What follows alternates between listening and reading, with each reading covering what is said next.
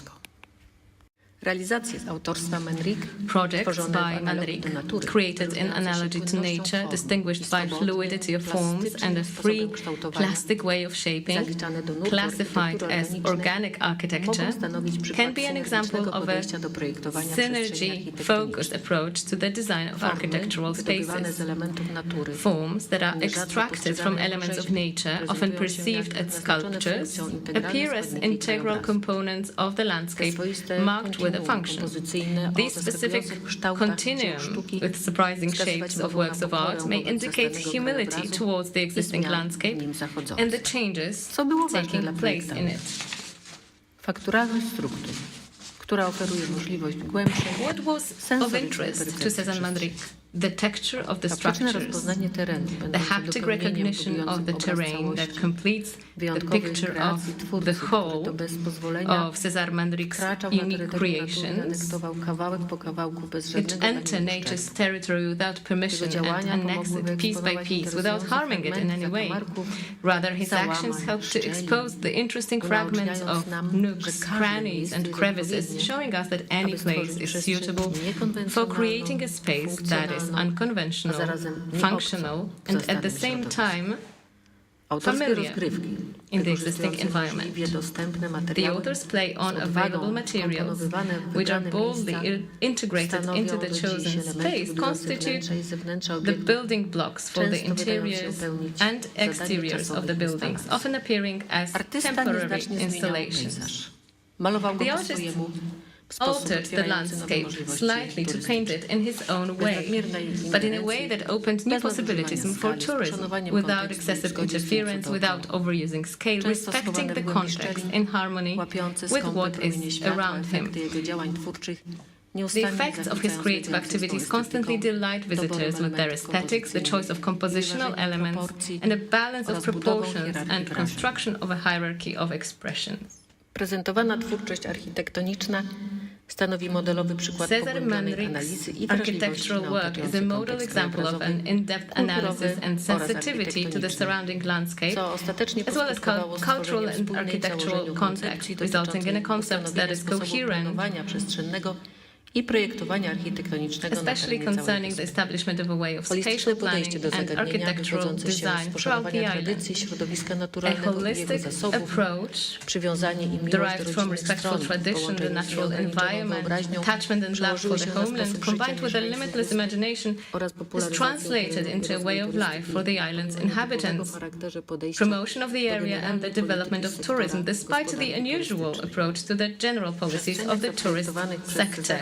Spotkać możemy swoisty geniusz loci. Genius loci can be found in the spaces designed by César Manrique. Jednorodna, jasna kolorystyka, the homogeneous bright colors, the inclusion of inanimate elements in the composition, which form the basis of the construction of specific forms, their use as artistic supplements that emphasize the charm and style of the premises, all of those form a unique and original vision that brings together a timeless idea based on tradition, culture, simplicity, and symbiosis, an idea that supports human existence on many levels: environmental, social, cultural, and economic. Devoid of boundaries, the two worlds of pure art and design art together respond to the challenge: are art and architecture on an equal footing? Is this a valid question, given that it is difficult to find even a thin line that clearly marks one from the other? Function, usability, ergonomics are components in architectural design and are a nod to the future users. In this case, the spaces that we co-share with nature, created for human use, form the basis for sculptural activities and the modeling of interiors in an original and comfortable way of living.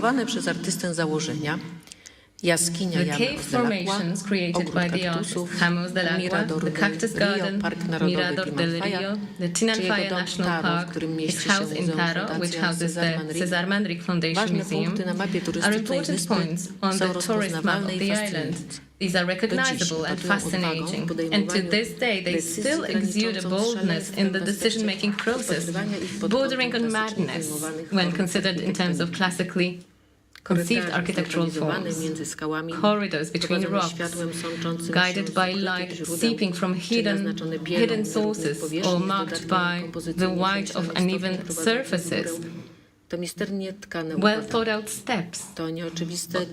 They are all intricately woven puzzles. These are non-obvious spatial games in which there are no losers. There's the play of light and shadow, and it's wonderful to be in their vicinity.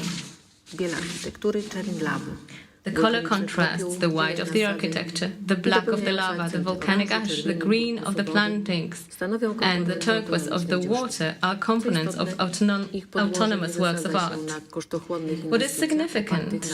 They are not based on costly investments based on complex structures, but they are based on the spaces shaped in a natural system with complementary human action. And the brilliance of these assumptions can be found in the interconnections, intertwining of the visions that aim to create the manifestations of the freedom of human life in union with nature. The perseverance, passion, and belief in that it's possible to create architectural interiors with functions adequate to the user's expectations seem to be a manifestation of the ability to successfully materialize one's visions almost without restriction and renouncing originality. Is consistency in the pursuit of architectural parameters in the context of natural space is implied the appearance of works of fundamental importance for the preservation of heritage, character and identity of the island, and just as nature that is unique, the spaces created by the artist located throughout the island of Lanzarote are a unique example of a unique approach to the problem of shaping the surrounding space, taking into account the relationship between man, the environment, and the future. Getting closer to nature includes also botanical inspirations, growing in the interiors. It gives the feeling that this is where they belong. The artistry of the creator that goes beyond the limits of standard architecture is perceived as the main attraction on the island. Sculpture-like buildings and their interiors full of artifacts are the first associations with César Manric's implementations. Then questions may arise about their usability, and in response, we might cite their existence. They are still here today, so it means that they effectively performed their role. If we want to feel the world of steel, structures, glass, upward lines, money, the smell of money, progress, the pursuit of tomorrow, we can. This is also a kingdom of love, but love for other values. And a question to end with. What is love? Love is a feeling, a type of relationship between people, behavior, attitudes. Very often it is the inspiration for literary works, paintings. It is an important aspect of psychology, philosophy, and religion. In the context of architecture, it is a reference to the sincerity of forms, structures, materials, this humility towards the other context, awareness of time and place, economic and technical conditions, love for caring about the future of the future generations and the environment and the tomorrow and what tomorrow will look like. Love gives us power to overcome hardships. We want to experience such power as César Manric did. If we want to do that, then let us stop for a moment in the climate of the space where the relationship between nature, tranquility, people is so evident.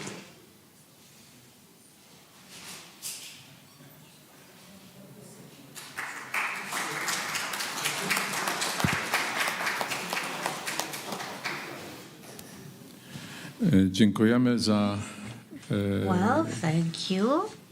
za zastanawiające czy zmuszające do zastanowienia. Thank you for this presentation that inspires Wykład, us. prelekcje, a właściwie, nie wiem, może nawet manifest. It wasn't that much of a lecture Szkoda, or że a pani profesor nie ma z nami, presentation. It was rather a manifesto, so it's a pity that professor is not here with us temat to tego, co pani join przedstawiła. our discussion about Ja her byłem na proposals. Lanzarote i pewnie I did visit Lanzarote. wiele osób na And I sali believe that many of you wizytuje od present czasu in this którąś z room wysp from time to time kanaryjskich go to one of the Canary Islands. i właściwie podczas tej wypowiedzi While poczułem, listening że to the muszę jeszcze presentation, raz I tam felt jechać. that Muszę I jeszcze raz need tam to go lecieć, back there. bo I pewnie nie need to zwróciłem go uwagi there na one more time because różne probably rzeczy, na które I należałoby didn't zwrócić pay uwagę. attention to many of the things that No i może merited my attention. tą refleksją Okay, so maybe zakończę with this wypowiedź, reflection I will namawiając też Państwa conclude do tego, this żeby response to the presentation, Lanzarote inviting you to visit Lanzarote as well. Szanowni Państwo, kolejnym So, dear ladies and podczas naszej gentlemen, popołudniowej sesji jest pan now profesor let us welcome Professor który, Marek Pabich. opowie nam, And Professor Pabich will present przedstawi nam his prezentację paper pod tytułem Not Only White entitled Cube and the Black Box Not Museum, Only White Cube and Architecture Black Technology. Box, Zapraszamy. Box Museum Architecture and Technology. Ale muszę zrobić pierwszy obrazek.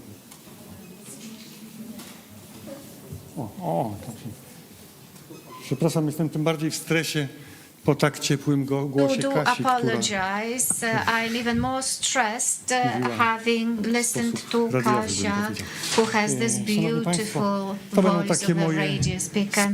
So, dear ladies and gentlemen, it's a collection of my reflections and digressions on the topic. I will just try to, master the computer. So, 200 years of museum architecture is behind us. I'm going to talk about exhibitions, works of art, humans, people dedicated, places dedicated to exhibitions, but mostly, as Professor Stelmach has said, I am going to refer to this human side of architecture and to people in particular. So 200 years of museum architecture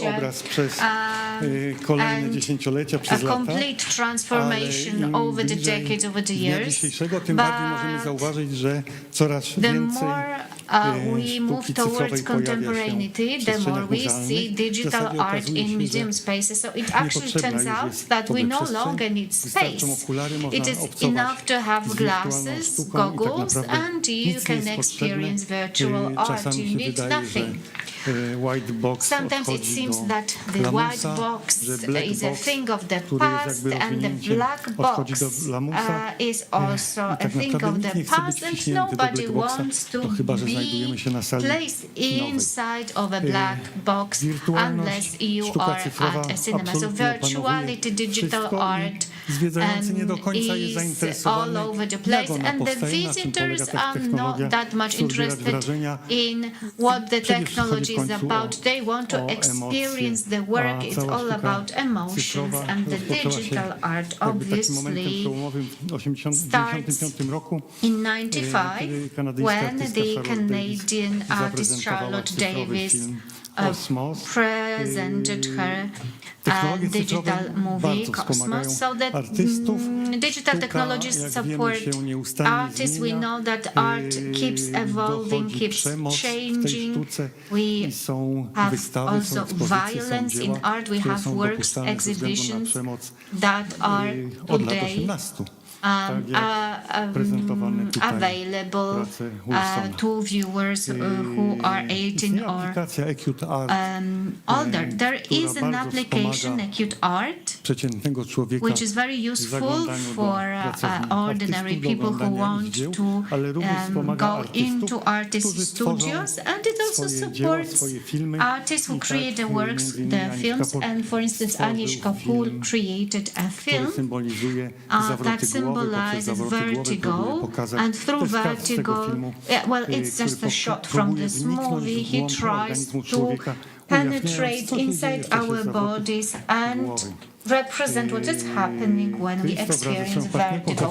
Priester, together with his partner, in 2018, used more than 7,000 metal barrels in London to create a mastaba, and after his death it was transformed into a virtual image that you can see at the very same venue or anywhere else in the world. As you can see, we are in the nature, and artists very often refer to nature, and they are not completely convinced that they need to fit into a space that is limited into a museum space, that it doesn't have to be a white cube. So obviously, land art in the 1970s, it is also something that goes beyond the museum space, and you can see pictures of it, makeups in the museum space, but in fact, we are not going to experience it in a museum. Yet another example of an artistic approach to the environment is represented by Catherine Grosser, who uses painting to combine architecture and landscape, and this is water sports base. She uses her painting creation to create this link between abandoned barracks and the shore. Here, an Argentinian artist who became an entrepreneur. He has a chain of hotels at the Yucatan Peninsula. He created a museum which represents a complete return to nature. So he is abandoning forms that we associate with museums. It is a purely organic form, and he invites artists to open to nature and to completely release their imagination. Now let us now move to a different continent. This is Africa. In Congo, as we can see, we can have a white box designed by Oma from the Netherlands. It was a form of protest against the abuse by huge corporations on cocoa plantations, in this case in Congo, where the plantation owners and workers took the matters into their own hands, and it is an expression of a protest against abuse. There is an organization of plantation owners that produces palm oil and cacao, and they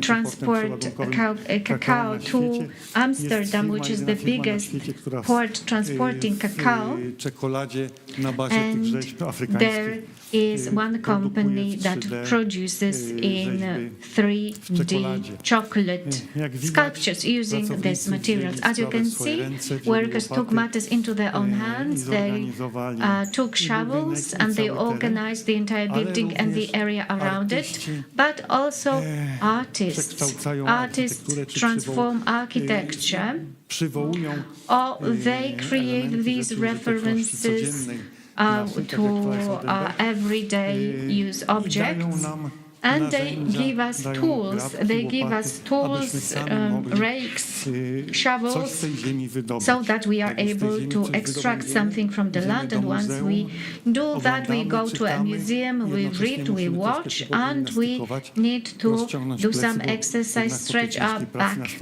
after hard work. So once we dig out a helpful hand, this hand is holding a lipstick. That can create something. And I want to say at the same time that, contrary to what may be done, I always, and what is allowed, I always photograph people in museums and galleries, and not only artworks. I am interested in human behavior. And these are situations that I caught in my camera. These are the visitors who are trying to match what they are seeing. They sometimes pretend to be artworks. And art wouldn't be present in such a scale in our world had it not been for the art market. And it is the art market that then gives art a new dimension of life. This connection between art and nature is important. So let us have a look at the banana that has been painted in many different ways, processed by many artists, including by Lachowicz. But it turns out that there are no limits regarding the use of this fruit. A few years ago, Catalan, at the exhibition in Miami, took out banana from his pocket and taped it to the wall, and immediately the work was insured to the amount of $120,000. And the same work, maybe the banana was a different one, but at the Seoul exhibition, a simple visitor, a student from Korea, took it off the wall and simply consumed it. And then the subsequent banana was purchased by a Korean Korean couple for $120,000. And here, obviously, one of the students placed his glasses on the floor, and immediately it turned out that everybody paid attention to the glasses rather than to the artworks hanging on the walls. And the glasses were not placed on any podium, but were placed provocatively on the floor. So going back a few years into the pandemic, we were all scared by the pandemic, by COVID, but it inspired us to spend more time with other people, to meet others. We went outside, we wanted to experience art in person. And it is not necessarily the art that is found in museums. And these are not museums that are the best places for displaying art. If possible, I go to artists' studios, because it is there where you can experience the atmosphere, the spirit of an artist, and the spirit of what is being created at a specific venue. Marcel Duchamp basically packed his studio into a single suitcase. So here, the south of France, a really fantastic gallery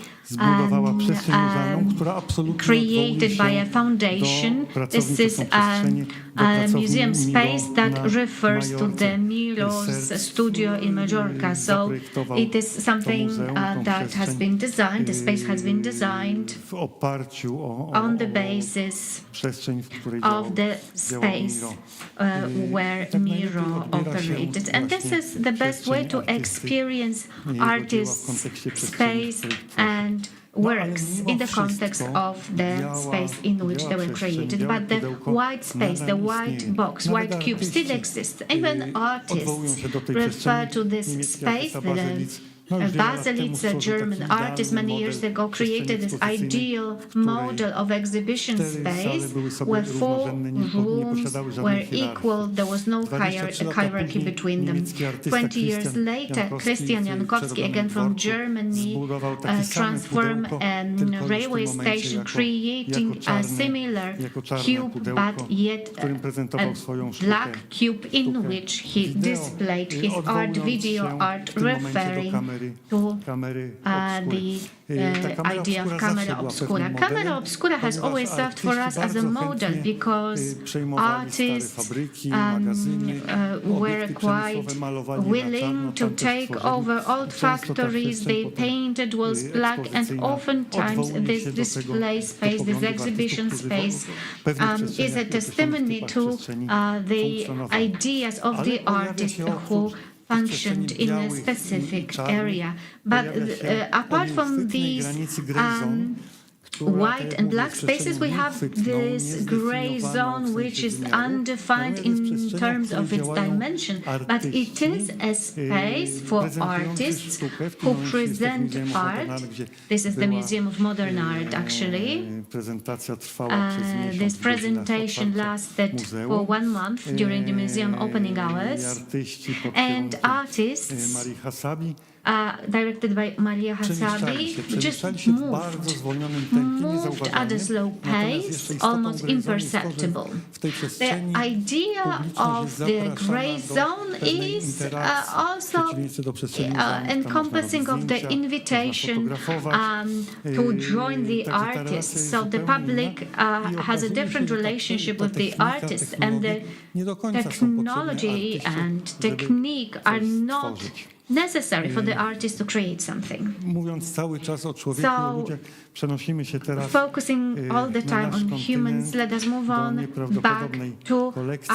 To nie jest akurat zdjęcie z Wenecji, ale to jest jakby dla mnie hasłowo muzeum jest pewnym rodzajem spektaklu, prawda? It's not Spektaklu, a który picture from wywołuje Venice, but emocje, for me przeżycia. art is a performance. It inspires some emotions by seeing paintings. We experience something, that there is a deluge of emotions that comes over us, and in a way we are transported out of the real space, out of the real time. If we spend there a little bit more time, if we leave the museum, it turns out it is already dark, and once we reach the first corner of a street in Venice, we find ourselves at the very same place emotionally as in front of a painting by Magritte, and soon people we haven't seen for a long time emerge from the darkness. So this is a person who is here with us.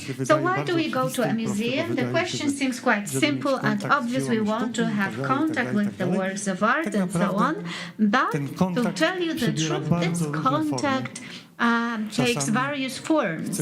Sometimes we want to feel that we are in the spotlight as the works themselves. Sometimes we pretend to be works of art ourselves.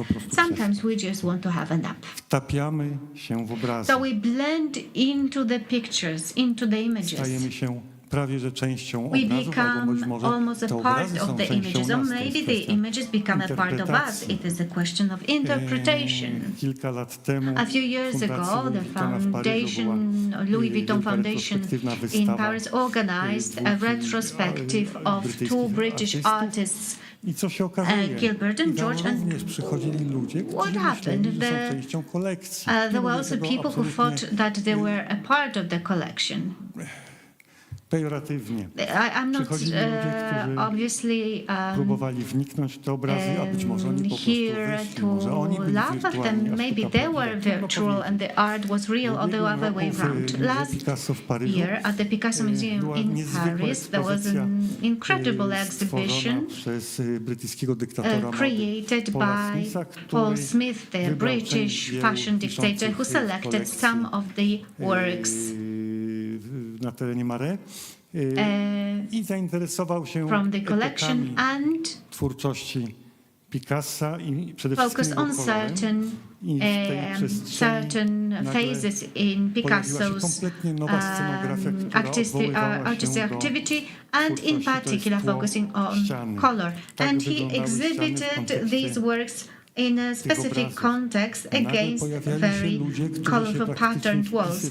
So at some point, people came in and they blended in with the background. So these are not photos that would be somehow staged.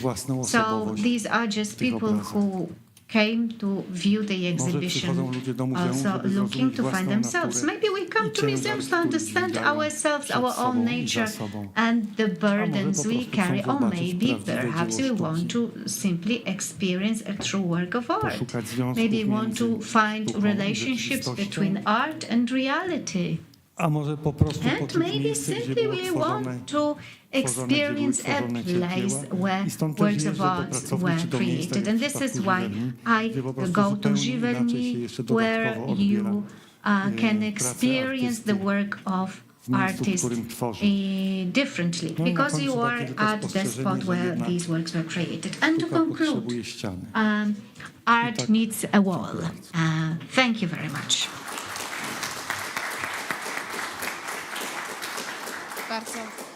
Bardzo dziękujemy, panie Thank profesorze, you very much, Professor, for this in-depth presentation, a bit provocative at times. architektury muzeów jako You were istotnego speaking about the kierunku disappearance of w museum architecture I myślę as też, an że essential niezwykle direction in the aktualne jest to reception of art. pytanie I think pomiędzy granice, pomiędzy the question rzeczywistością about boundaries przestrzenną, cyfrową is very important. The boundaries tak between naprawdę miejsca spatial naszej reality, naszej digital kultury, reality, która jakby ma and tę swoją właśnie our dwoistość, cultural stoi w space pewnym that is rozkroku a pomiędzy little bit ambiguous and is, rzeczywistą has i this przestrzenią double nature, binary nature, a little bit between the real and Przechodzimy do virtual space. ostatniego w tej części naszego Let's move spotkania. on to the last referatu. presentation in this part. Zapraszam pana And I would like to invite here on stage Professor Jakub Świeżawski from the Academy of Silesia in Katowice, Poland. The title of his presentation is The Dome Shaping the Architecture of Modern Academic Libraries. Thank you very much and a good morning to you, ladies and gentlemen. My name is Jakub Świeżawski. I'd like to thank the organizers of the conference for this opportunity. I would like to talk to you about the domes of academic libraries. When you think about an academic library, usually such an image pops into our head. It's an area full of readers, full of books, very spacious and interesting. There's usually an interesting vault. This is a space in Dublin. Back in the 18th century, it looked like this. But then expanding it and enlarging the space, adding this vault there, all this made it, turned it into an iconic place that inspired the set design for Star Wars, for instance. The first dome for a library was in fact designed by Sir Christopher Wren in 1675 in Oxford. He had an idea to let in the light into a reading room through skylights and lanterns. And the people sitting down there in the reading room were surrounded by book spines. These could be accessed by librarians from those hidden galleries, so you had to order a book to get it. This design wasn't implemented in the end, but it inspired other architects, those who designed the the Radcliffe Camera, funded by John Radcliffe. That's a library in Oxford. It's a neoclassical building, and we can see the reading room on the first floor here. The whole building is quite tall, and there's a truss structure of the dome. Another interior, quite a famous one when it comes to domed libraries, is one that doesn't have a lot of space for storing books. Here the main aim was to create a monumental space. This is quite a famous place, and it's one of the libraries that are part of the Bodleian Library. Among the centuries, a classical language evolved, the classical language that described domed libraries. They all had a common language, architectural language. Today, we no longer build such libraries, and this is my question to you. Why do you think libraries today no longer look like libraries of the past? The biggest changes in the history of the design of academic libraries begin in the past centuries. In the past century, new technologies, advancement, progress at universities, this all leads to the decreasing number of readers in a reading room. So architects started to look for solutions to turn this trend around. So they looked for a technique that would allow technology and architecture to coexist in a library. And I'd like to talk to you about three examples. The first one is the University of Zurich Law Library, designed by Santiago Calatrava. It was an expansion of an existing building. 2 additional floors were added. These floors include book warehouses, book storage spaces, studios, and other rooms. And przypominający może oko. on the lower level, there's the reading room. Czytelnia z dość konstrukcją, to jest konstrukcja And stalowa. the reading room has a very interesting structure. It's a steel structure that is suspended and it's covered with a dome, a glass steel dome spanning over 30 meters. It consists with arcs. Żebrami, na They are reinforced by ribs, and we have a glazing there. Of course, there are special blinds that allow us to regulate the climate inside. Workstations are quite quiet and calm, and they are located around the atrium. Po prawej stronie, na przykład za tymi oknami. Biblioteka, sama czytelnia ma 6 kondygnacji. The library has 6 floors. It has an atmosphere of silence, concentration. It is a very silent place. In the corners there, you can see glass panes that are, elevator shafts that are also part of the whole structure. From the very center, you cannot see the readers or the reading rooms. You can only see this part of the library, the balconies. And as Calatrava mentioned, he wanted to create a levitating furniture. Books are material and heavy, while knowledge is immaterial, to some extent weightless. This is what I wanted to highlight, Calatrava wrote. Another example is the library of Joe and Rika Mansueta in Chicago. It was designed by Helmut Jahn, and he actually designed a large book storage space. It's hidden underneath the ground, and it's covered with a glass dome. It's also an extension of an existing library, and you can enter the domed area through the existing library and through a so-called bridge. The dome measures 35.5 meters in width, 73 meters in length, and 10.6 meters in height. The old library from the 1970s. The old part is a brutalist building. It houses quite a large book collection.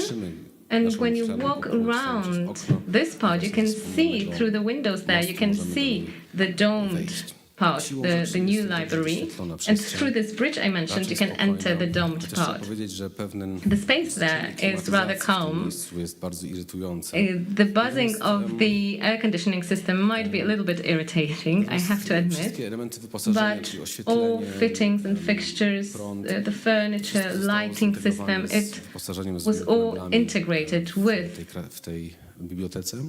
the tables, the furnitures and chairs there, and we can barely see the books there. There are no books actually, you have to order them. It has a futuristic look. It was featured in some of films, some series like The Dark Matter, and the structure itself is designed in such a way to enable the glass panes to be flat, and they rest on a 60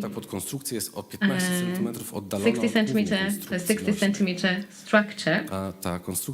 There's a distance between this structure and the support structure. The support structure is formed by tubes. And the thickness of the walls there depends on the exact spot, the exact space they're located in. These elements were produced, manufactured in Germany, and then installed in situ in the US with bolts. And a few words about the underground book storage space. It takes up around 1/7 of the space that would be needed for a conventional storage space. It consists of a system of boxes, and in those boxes you have books, and then a whole system, an automated system, selects the books that you want and delivers them to you within several minutes. The last library I wanted to talk to you about is the Stelios Learning Research Center Library in Nicosia. It was inspired by the landscape of the plateau in Cyprus. There's a white dome, and you can see the structure here inside. There's the reading room. You also have the foyer and 3 separate wings. And here in the cross section, you can see that when you see the building like this, it seems like it's made of plastic. And yes, the facade is made of plastic. This is a PVC membrane. It is stretched over a steel structure and serves as a sunshade, provided a shaded path to the building. Jak może to było w zamiarze projektanta, ale producent twierdzi, że 20 do 30 lat ta producer says that the membrane's lifespan is estimated to be between 21 and 30 years, and this is covered. At the top there is a dome. It was quite costly, and underneath the dome you have the whole open space of the library. And the dome was equipped with technology that operates the light, lets in natural light, and there's a whole system of blinds, rotating blinds there. And there's a heliostat that reflects and directs natural light to the lower level. The heliostat is a 24-meter high white cone with a 5-meter base radius, ensuring natural light reaches all reading area. Around the heliostat, we have reading rooms, and the books are there. They surround the workstations. You can see a book collection, and the book collection is quite large. It consists of around 700,000 volumes. You can also see those red glass boxes. The walls are made of red tempered glass, and you can discuss important issues there. Now, going back to my questions, do libraries still look like libraries today? Historically speaking, but also focusing on the nowadays, not all libraries are built to be admired. When they are built to be admired, then the reader, the dome, the book, all the elements create this unusual, unique atmosphere of the place. In addition to that, this monumental dome stresses even further the rank of an institution, of this particular place. It's a meeting place of the entire academic community, but in the past 30 years, technological advancement did shape the structure of academic libraries, and it is no longer a surprise that in an academic library you can now find places that were normally would be located elsewhere on the campus. Dance studio, coffee shop, a restaurant, a relaxation place. And in this whole scenario, the dome that is a manifestation of an architectural idea also is part of technical equipment of the building. It influences its usability. And the technological excellence influences the appearance, and it shapes the whole brand of the university. The libraries of the 21st century, if they have books at all, because we also have booklet libraries, they are becoming type of museum. Let me refer back to the presentation before mine. They are now like a museum where books are stored, used, and admired. I would like to show you one other dome, and this is not an element of an academic library, but it shows you this unity, cohesion of architecture in this regard. This is a design by Jean Nouvel, a dome spanning across 170 meters and consists of various layers that allow the light to fall inside, też przed ostrym światłem i it wielką temperaturą, jaka protects from direct dla Abu Dhabi. sunlight. It's in Abu Dhabi, so this is very much needed. Dzisiaj chciałem All of the zaprezentować, domes that I wanted to show to you today are aesthetically and functionally related to the sun.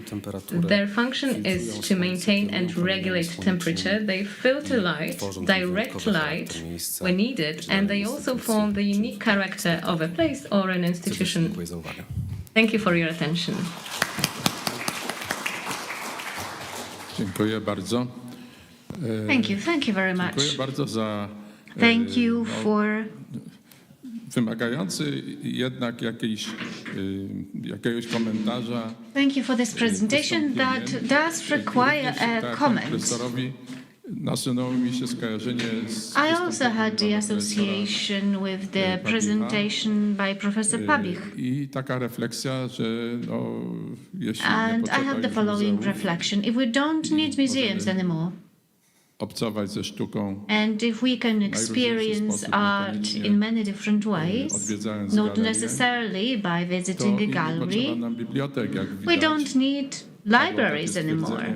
Pana profesora, że Professor, you have said that libraries are not necessarily meant to store books. I don't know if it's a sad conclusion, but it is the reality. It is what it is.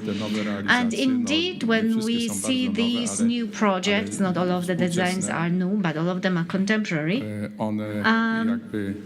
they, in a way, are more manifestos than buildings that have the function of book storage.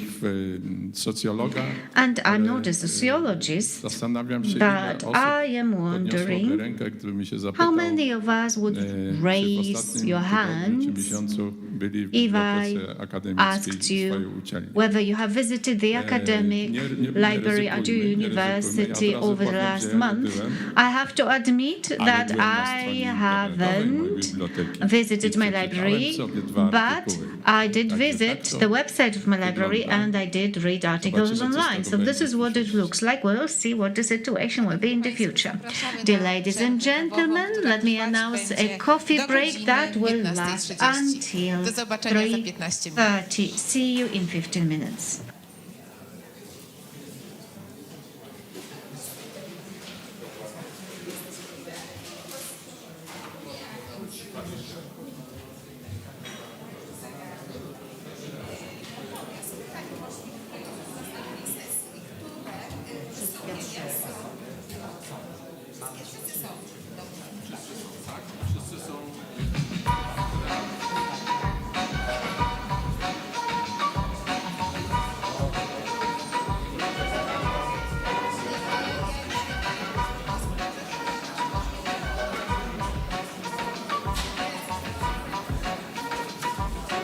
Nazywam się Marcin Maciejowski, jestem malarzem i rysownikiem. Zanim skończyłem krakowską ASP, 3 lata studiowałem na Politechnice Krakowskiej architekturę. Mimo że na studiach nie przestałem interesować się architekturą, to na 3. roku podjąłem decyzję, że nie zostanę architektem. Politechnikę zamieniłem na krakowską ASP i tu chciałbym opowiedzieć, jak nie zostałem architektem, ale też chciałem opowiedzieć o polskim architekcie, którym teraz interesuję się rysunkowo. Ostatnio moja żona, oglądając jedną z moich zachowanych z Politechniki prac, projekt w formie szablonu, stwierdziła, że podświadomie już wtedy, na 2. roku, szedłem w inną stronę, nie do studia architektonicznego, tylko do galerii. Rezygnacja ze studiów była decyzją bardzo trudną i świadomie nie mogłem się długo na to zdecydować. A kontynuowanie 2 kierunków studiów stało się w pewnym momencie po prostu niemożliwe. Teraz pracuję z 2 projektami z Zamkiem Królewskim na Wawelu. Tej jesieni w komnatach królewskich będzie można zobaczyć moje 2 obrazy i wkrótce też ukaże się książka z moimi rysunkami wawelskimi. Dlaczego o tym mówię? Bo z Wawelem, a dokładnie z wawelską księgarnią, wiąże się bardzo ważna dla mnie historia.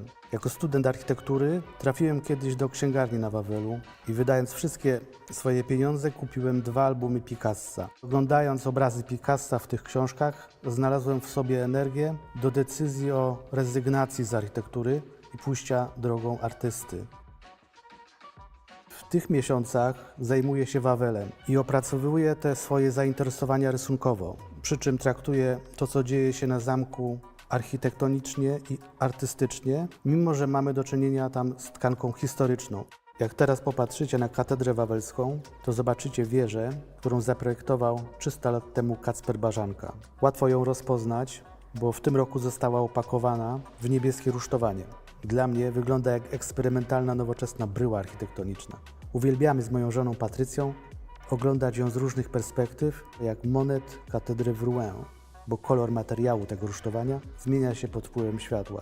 I to wszystko jest bardzo ulotne. Sam Kacper Barzanka jest postacią interesującą i tajemniczą.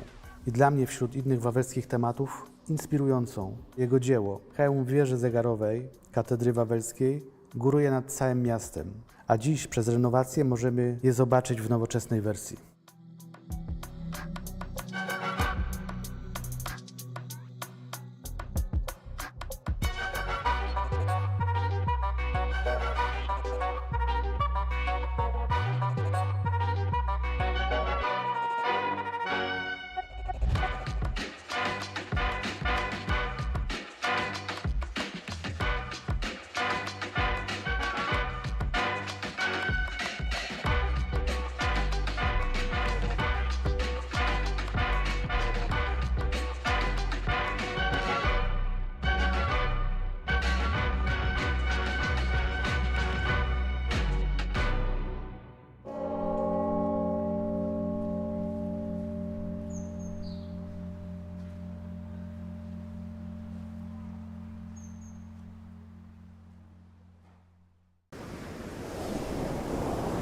Zostałem architektem, dlatego że architektura kojarzyła mi się albo intuicyjnie ją przypisywałem takim cechom jak siła, nieomylność, polityka, władza. I brakowało mi w tym medium miejsca na porażkę, błędy, na próbowanie, na błądzenie. Intuicyjnie myślałem, że sztuka zapewnia, czy obsługuje oba te pojęcia, czy oba te stany ducha. Przez to jest bardziej kompletna i jest doskonalszym narzędziem. Obrazy powstają właśnie na zasadzie takiego zagospodarowywania błędów, czy wykorzystywania błędów, że nie można ich zaprojektować, zaplanować od początku do końca i że ta gra z przypadkiem i chaosem jest wpisana w proces twórczy.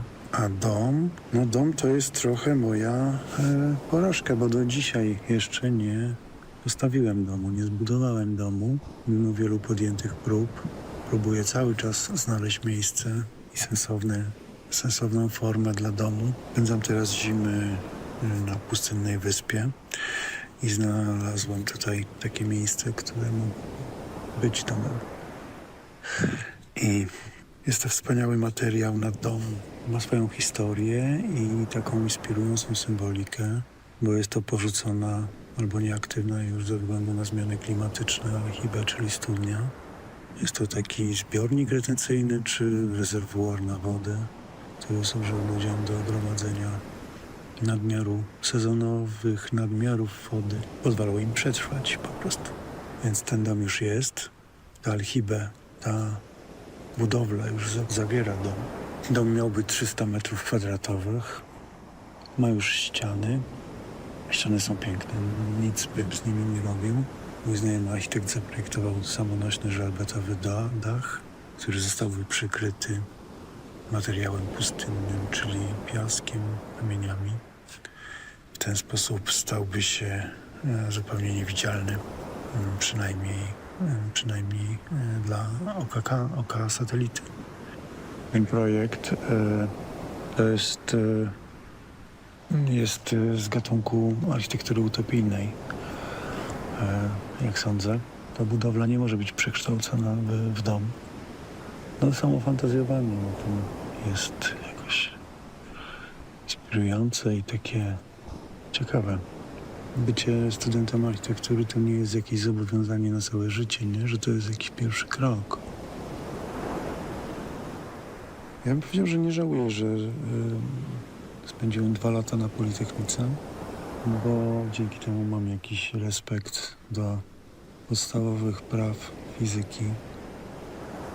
Nie ignoruję grawitacji, skali, ergonomii. To wszystko są cenne doświadczenia w pracowni malarskiej, czy jakiejkolwiek, bo stąpanie po ziemi nikomu nie zaszkodziło. Sztuka jest bardzo precyzyjnym językiem, jak muzyka, jak matematyka. To jest bardzo ścisły kod. Nie wymaga skupienia, trzeźwości, rzetelności, więc tutaj nie będę się równie testował architekta. No ale prawdą jest też, że w życiu chodzi o wolność, a nie o zawód jaki się wykonuje. I są pewnie osoby, które znajdą wolność w zawodzie architekta.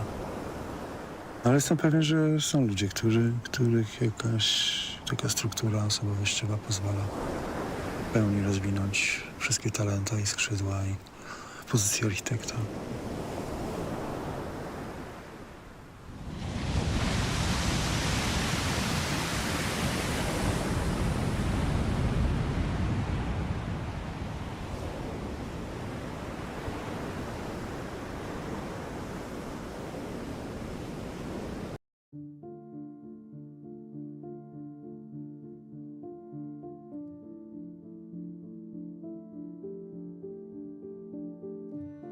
Ja zacząłem odkrywać poprzez muzykę, poprzez okładki płyt, sztukę.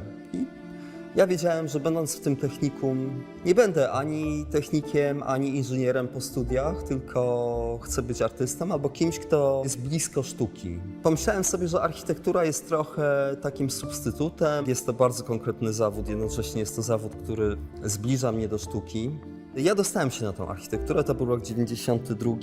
Zresztą to był jeden z najprzyjemniejszych okresów w moim życiu. Ja architekturę przerwałem po 2 latach, dlatego dostałem się na Akademię Sztuk Pięknych. Chciałem być malarzem, więc kiedy dostałem się na Akademię, architekturę gdzieś tam zostawiłem. Ona mnie interesowała, ale nie interesowała mnie tak, jak interesuje mnie teraz. Bardzo duży wpływ na mnie miały Mościce. Dzielnica Tarnowa, która powstała przed II wojną światową i po odzyskaniu niepodległości powstała idea budowania fabryk i wokół fabryk organizowania życia ludzi. To była dzielnica, która jeszcze żywiła się utopią. Można powiedzieć, że był to trochę taki obszar modernizmu, pozytywizmu, wiary w przyszłość.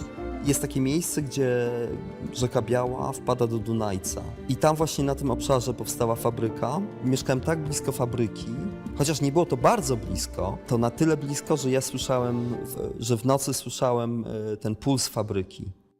Drugim miejscem była stacja kolejowa Tarnów-Mościce. Bardzo ładny budynek modernistyczny z lat 70., trochę jak takie wielkie, kilkupiętrowe akwarium. Lampy w tym budynku, jak byłem dzieckiem, przypominały mi biszkopty, a dach był wyłożony takim wzorem, który przypominał szufelki. Teraz Mościce wyglądają inaczej niestety. Są 2 takie miejsca, które zostały totalnie zdewastowane estetycznie. Jeden to jest Dom Kultury w Tarnowie, który był takim ikonicznym obiektem. Była to bardzo nowoczesna architektura. Pamiętam to połączenie kamieni, drewna, jednocześnie takie dosyć agresywne, super nowoczesne kształty, bez żadnych krzywizn. Coś w rodzaju 3 piramid wyrastających z takiej niskiej formy, przypominającej płaski pawilon modernistyczny. Jest jeszcze dom handlowy Sezam i to był też bardzo ładny, nowoczesny budynek. Ale on akurat został zdegradowany przez taką kapitalistyczną wolnoamerykankę, to znaczy ta czysta forma została zniszczona poprzez podoklejanie jakichś bud, porozwieszanie banerów, reklam, no i właściwie nic z niego chyba nie zostało. Ta dzielnica, taki nieortodoksyjny, bynajmniej nie reżimowy sposób organizowała życie. Ogródki działkowe, kościół, cmentarz też, ale cmentarz w jakiś taki sposób wyekspediowany na takie zupełnie na obrzeża dzielnicy. To wszystko, wydaje mi się, że to wszystko miało sens. Teraz do mnie dociera, jak istotna jest architektura w budowaniu relacji, ale to też dała mi ta wiedza już dorosła, będąc dojrzałym człowiekiem. Dała mi właśnie pojęcie tego, jak architektura i urbanistyka, jak olbrzymi wpływ ma na społeczeństwo. Zaraz po studiach albo jeszcze na studiach namalowałem taki układ, który był inspirowany właśnie tą organizacją życia w Mościcach. To, czego się nie uczyłem na akademii, a to, co mi zostało po architekturze, to jest na przykład korzystanie z linijki. Bardzo lubię proste kreski, nie odręczne, tylko właśnie namalowane od jakiejś deski albo linijki. Lubię taki porządek na obrazie. Myślę, że ten porządek chyba wziął się też bardziej z architektury. Jeżeli pojawia się dom, to staram się, żeby on był prosty. Jeżeli pojawia się tekst, to staram się, żeby on był prosty. I wydaje mi się, że to jest spuścizna po architekturze. Były na przykład przedmioty, których żałuję, że się nie uczyłem, tylko gdzieś tam je traktowałem po macoszemu. Takie na przykład jak historia architektury. To, co najmilej wspominam, to te przedmioty projektowe. Kiedy wyobrażałem sobie, że to jest ten budynek. Najlepiej pamiętam dom jednorodzinny, który był pewnie nieudany, który zaprojektowałem, ale przez to, że mieszkam teraz w domu jednorodzinnym, to jakoś ta praca nad tym pomysłem i też świadomość projektowania, bycia przy projekcie tego domu, to jest jakiś taki link właśnie z przeszłości i współczesności. No okej, architektura jest cały czas towarzyszy.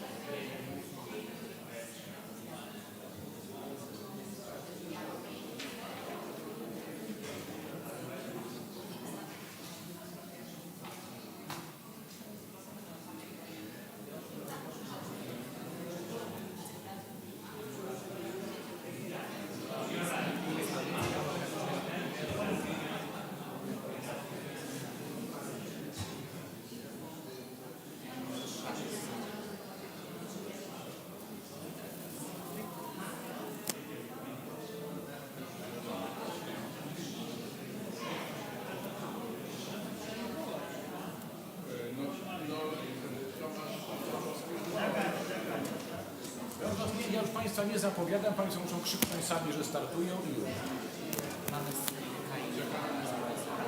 Włochę, właśnie powiedziałem, że oczekiwałem,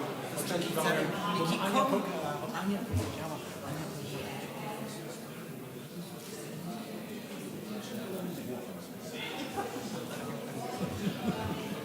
a zrobił doktorat w Wenecji.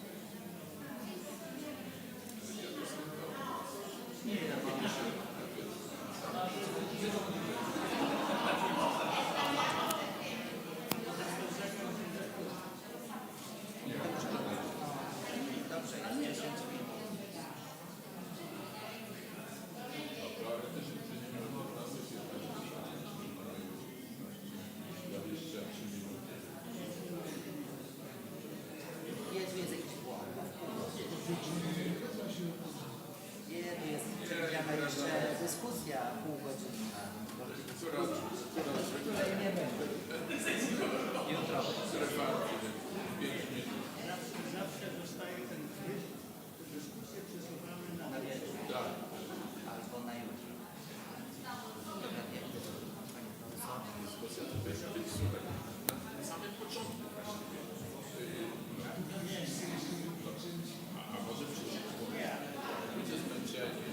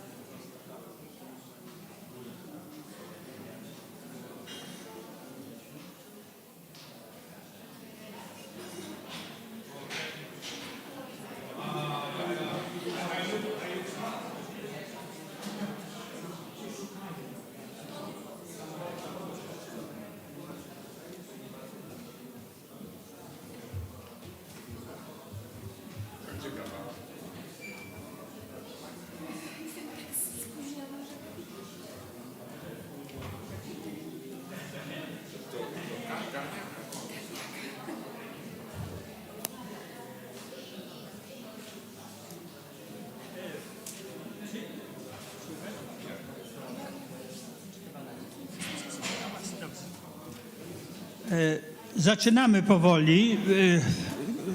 We'll start. Współprzewodniczący powiedzieli, że karnie My muszę colleagues here razem zacząć. told me that as a form of punishment, I have to begin now. So sorry for joining you just now, but I had to choose between the anniversary of the University of Technology, our university, that is today as well, and being slightly late to a conference. The first, I told Mr. Koszecki that I'm going to the conference, but then he replied, no way, you have to be there as your faculty. So I had to be there, sorry, and I'm joining you just now. Once again, please accept my apologies for being late. And now we will begin the second part of the afternoon's session. There will be 3 presentations and a short discussion if we manage. First up, we will have a presentation by Manlio Micheletto from Cairo, but from what I hear from our intelligence, our speaker studied in Italy, and Cairo is the place where he resides today. I am sure that he will introduce the topic of his presentation himself, but I believe we can all see that it will be focused on this unusual trend, tropical modernism. This, of course, concerns Africa. Please join us on stage. Yes. There's no speaker. Oh, yeah, he's here. That's good. Yeah. Good afternoon, everyone. So let me first acknowledge the organization of this conference. It's a pleasure for me to be here today presenting my research titled Constructing the Tropical Modernism, Concrete and Steel for the Project of a New Capital City, Kinshasa. It has been glad to see friends from Italy. I teach in Africa, it's true. It has been a long journey in Africa, it's still ongoing. But as you said, I study in Italy. And here I try to summarize this journey and this sort of peregrination through the African continent that started in Burkina Faso. Then I moved to the Democratic Republic of Congo, the blue spot that you see in the middle of Africa. Then I moved to Rwanda, and currently I'm working in Egypt at the German University in Cairo. Kinshasa, that is also the main topic of this presentation, is the orange dot that you see almost on the western side of Congo. I spent there more than 6 years, so sorry to depict a short, brief frame about autobiographical frame, just to introduce and to become familiar with maybe an environment that is not well known in our context. So, for example, here I was working as a professor at the Institut Supérieur d'Architecture et Urbanisme de Kinshasa. So 6 years of teaching, and I had also the chance to teach and to work in different institutions in the country. And at a certain moment, I've discovered these gems, hidden gems, from the tropical modernism, the so-called tropical modernism. In this case, is an institute in Banzangungu by Eugène Palombo. If you have went through my paper that has been published that we have received this morning during the registration, you have noticed that to explain, to describe the events related to the tropical modernism in Kinshasa that trigger the shaping of the city, of a new capital city, I just selected 2 architects. There is a long list of local, so not only expats, so from Europe mostly, architects, urban planners, that they work in between the 2 wars, and also after the independence to shape a new capital, Kinshasa. In this case, for example, you see the auditorium in Banzangungu, and you find yourself teaching to the students in this magnificent space built using beton. I love beton too, by the way. But also learning from the space. And this is, for me, in an educational building, something that is so exciting, so interesting.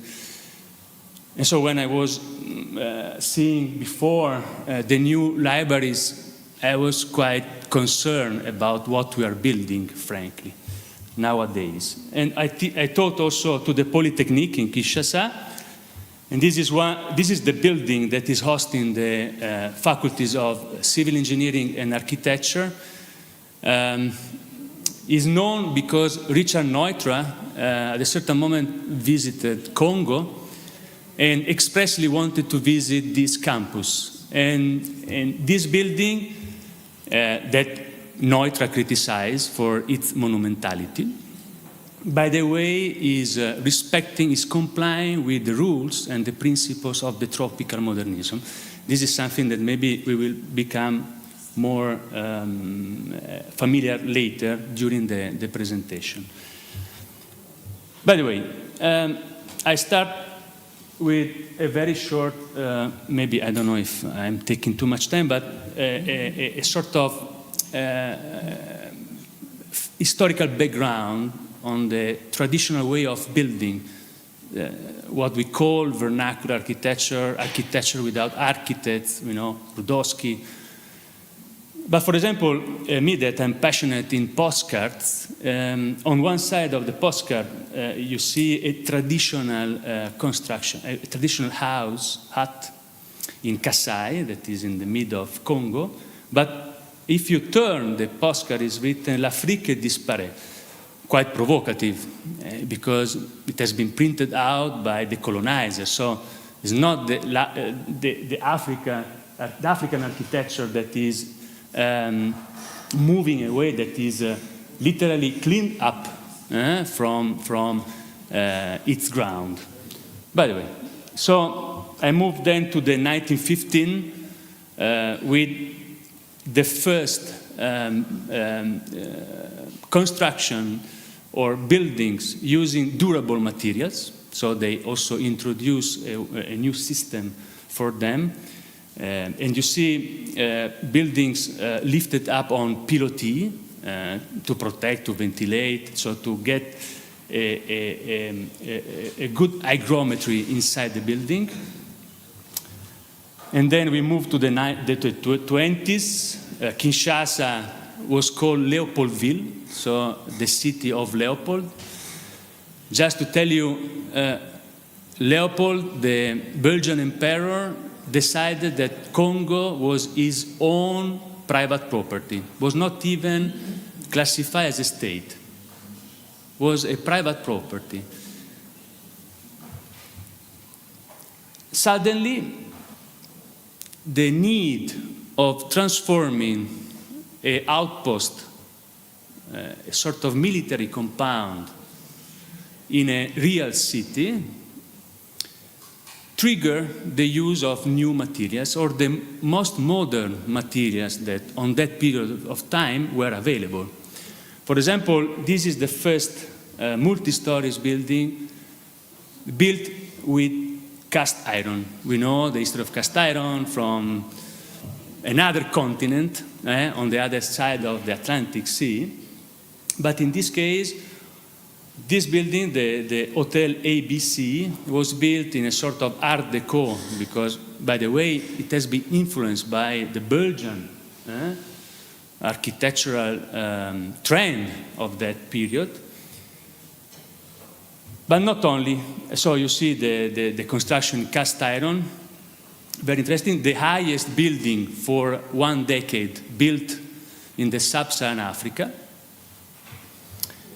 But also visiting with the students Banzangungu, where I taught for a short period of time, the first bungalow, so cottages that have been used by the Belgians, were imported from UK. UK was the main site for precasted, prefabricated bungalows that were shipped normally to India, so and to all the other colonies.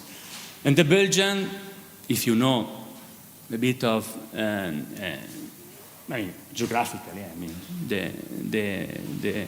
the importance, but also the strength of Belgium compared to the UK at the beginning of the 20th century, it was relying on the innovation technology coming from UK. And if you go to visit these bungalows, part of them are abandoned or squatted, is still written, made in UK, all these cast iron profiles.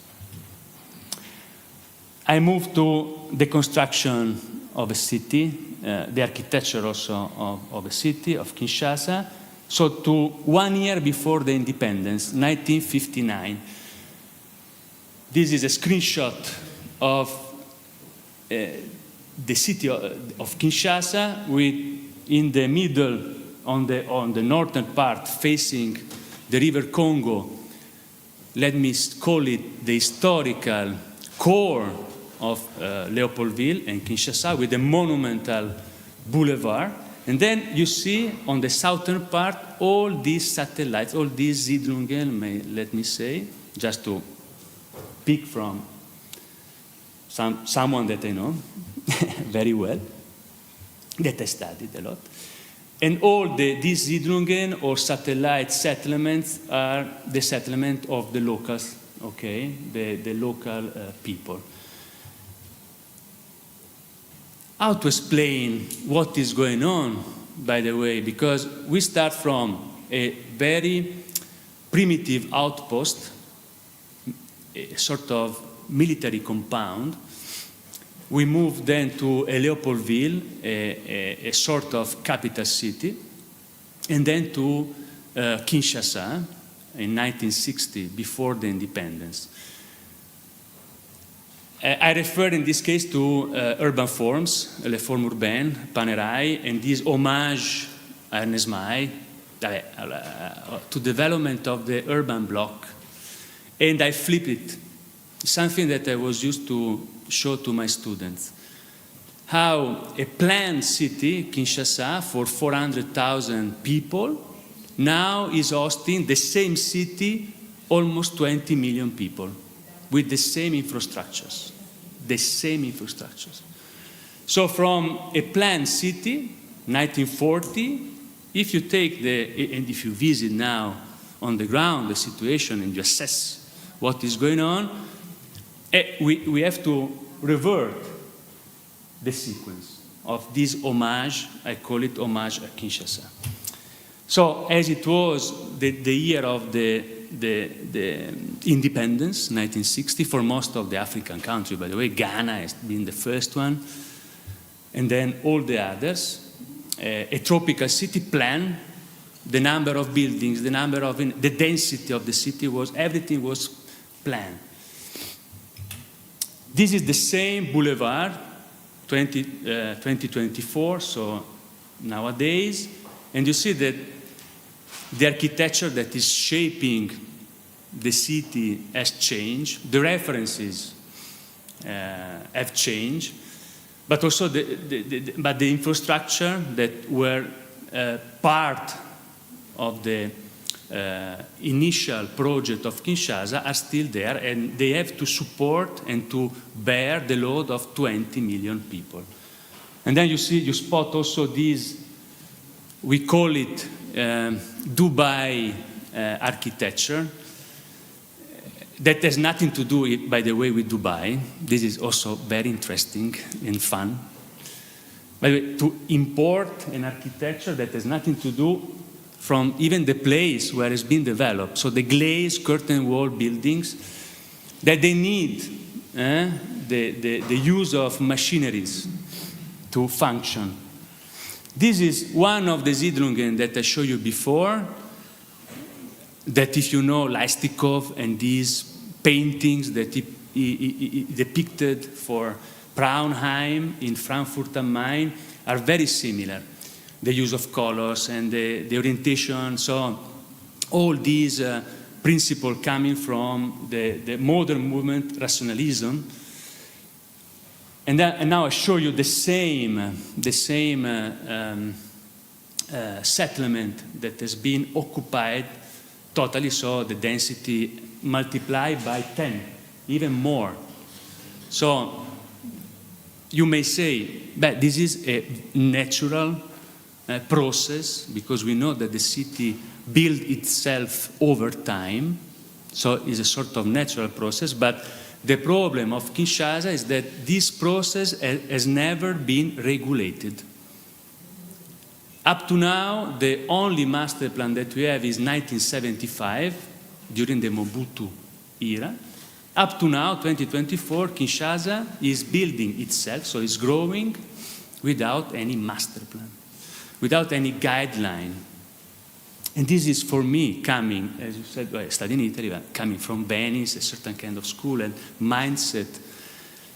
It has been a shock at the very beginning, how I can teach to my student to dealing with this organism, because literally it's an organism that is growing continuously, but it's not growing, expanding itself. It's growing, eating itself. I don't know how to say, frankly.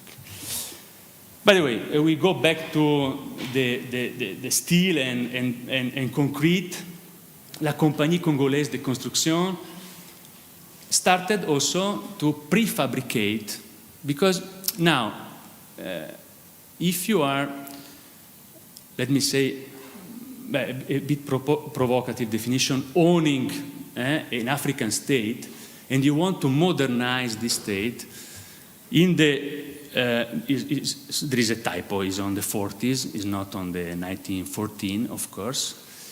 If you want to modernize Kinshasa, you have to apply, to introduce in the constructive system, the prefabrication is easy. You can produce it on site. And you see how the Belgians have been able to literally transform the face, the physical face of Kinshasa.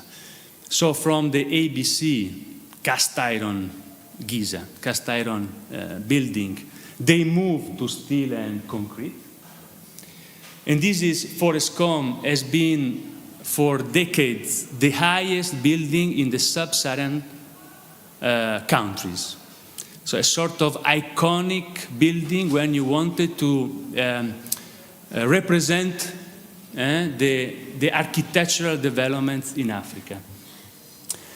What is interesting is that the skyscraper Forescom is an adaptive architectural example.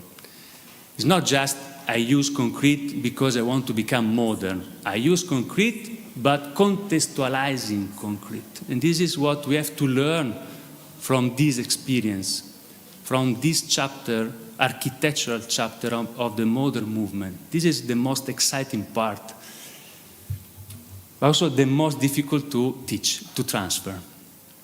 You can imagine, but this is maybe, I will talk about it later.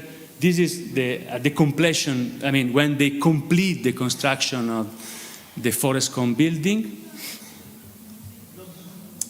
Also, it's not only steel and beton, le béton brut, or joli, maybe, I don't know. But there is also l'Eternit, asbestos. I lived for 6 years in many houses where I've been, also schools. The roof was asbestos, Eternit roof. So quite dangerous, extremely dangerous. By the way, it was also a way for the Belgians to conquer the market in Africa. I dropped there the fabrication, so the production of asbestos, that was easy to be and economic. It was affordable. But they didn't know the side effects of using asbestos.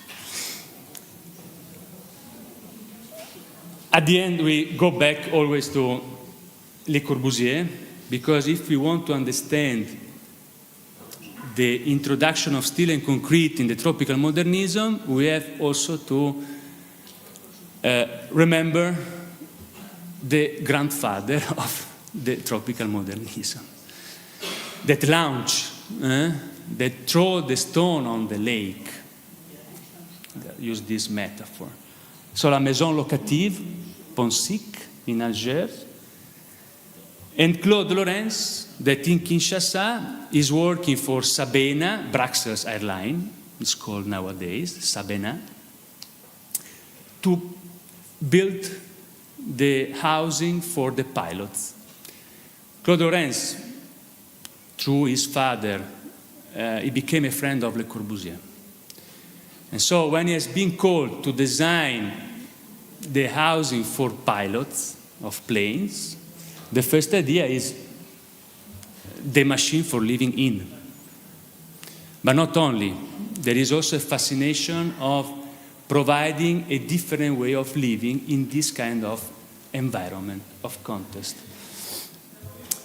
This is one of the panels that Claude Lorenz designed, a very interesting perspective view of these three towers.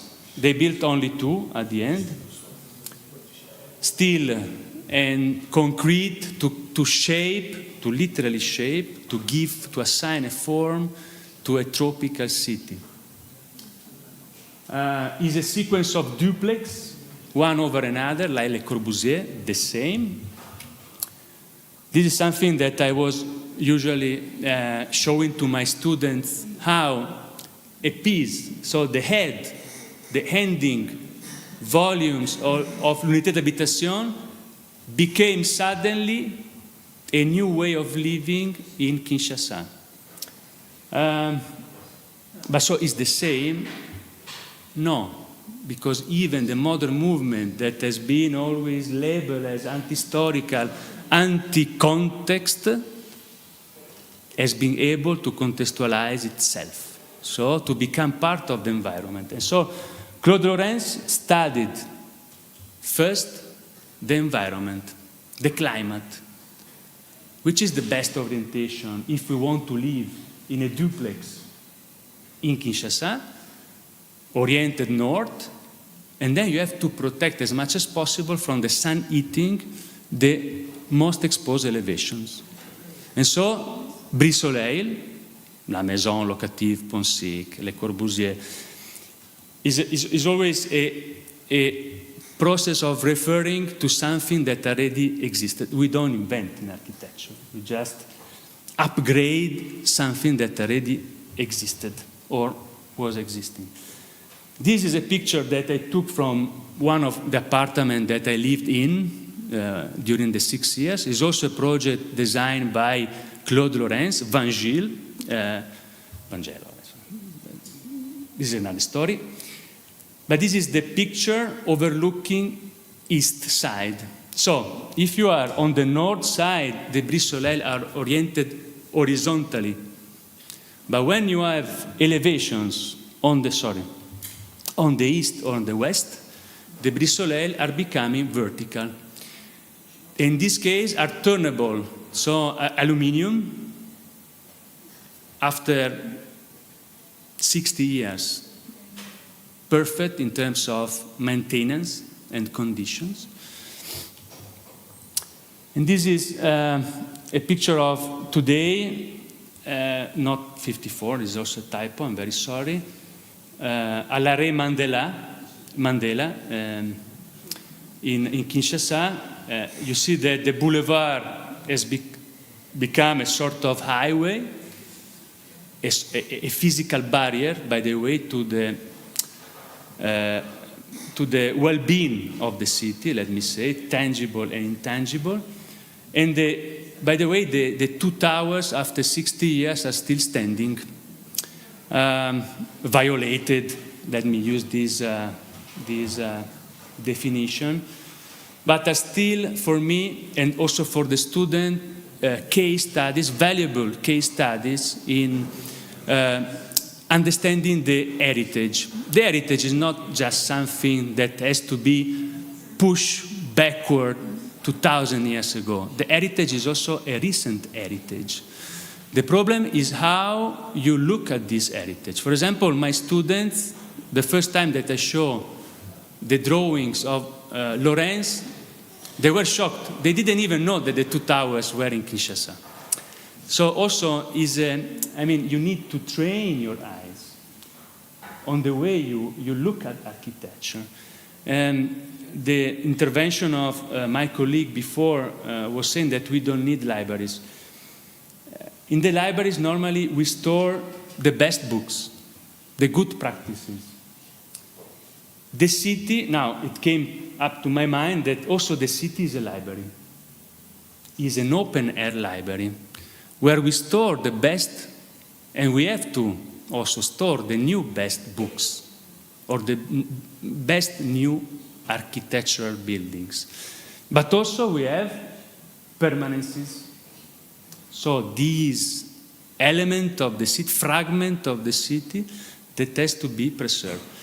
Thank you. Bye. Thank you.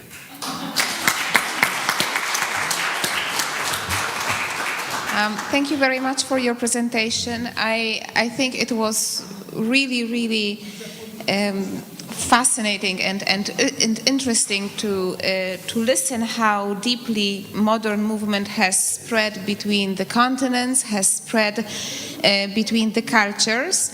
And I actually wanted to add, because a few years back I have been presenting my own research that was concerning modern movement in Vietnam and in Cambodia. And I was really wondering about the role of detailing and ornamentation, whether you have been able to notice any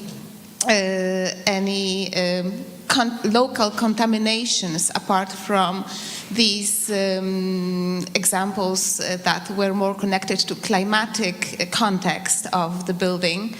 And I was wondering whether, because that was the element that was very characteristic for modern movement of Cambodia and of Vietnam. That was because of political reasons. Obviously here we are in Africa, and I was really curious to, I don't know, either now or maybe even in the evening to discuss how this architecture, or if you have noticed any other examples or any other examples where a particular ornamentation or color scheme has penetrated from traditional architecture into modern movement examples of Africa. So we can do it later on, but I would be super interested in knowing your opinion on that. We're going to publish something about it, but if you want to take it right now. Okay, we can, I don't know, later? Yeah, later. Okay, later on. Mam przyjemność zapowiedzieć następne wystąpienie pani dr Anna Berbesz, Politechnika Wrocławska. The future enveloped in technology. The future enveloped in technology. Immersive architecture and native structures in urban fabric through the age of AR and AI.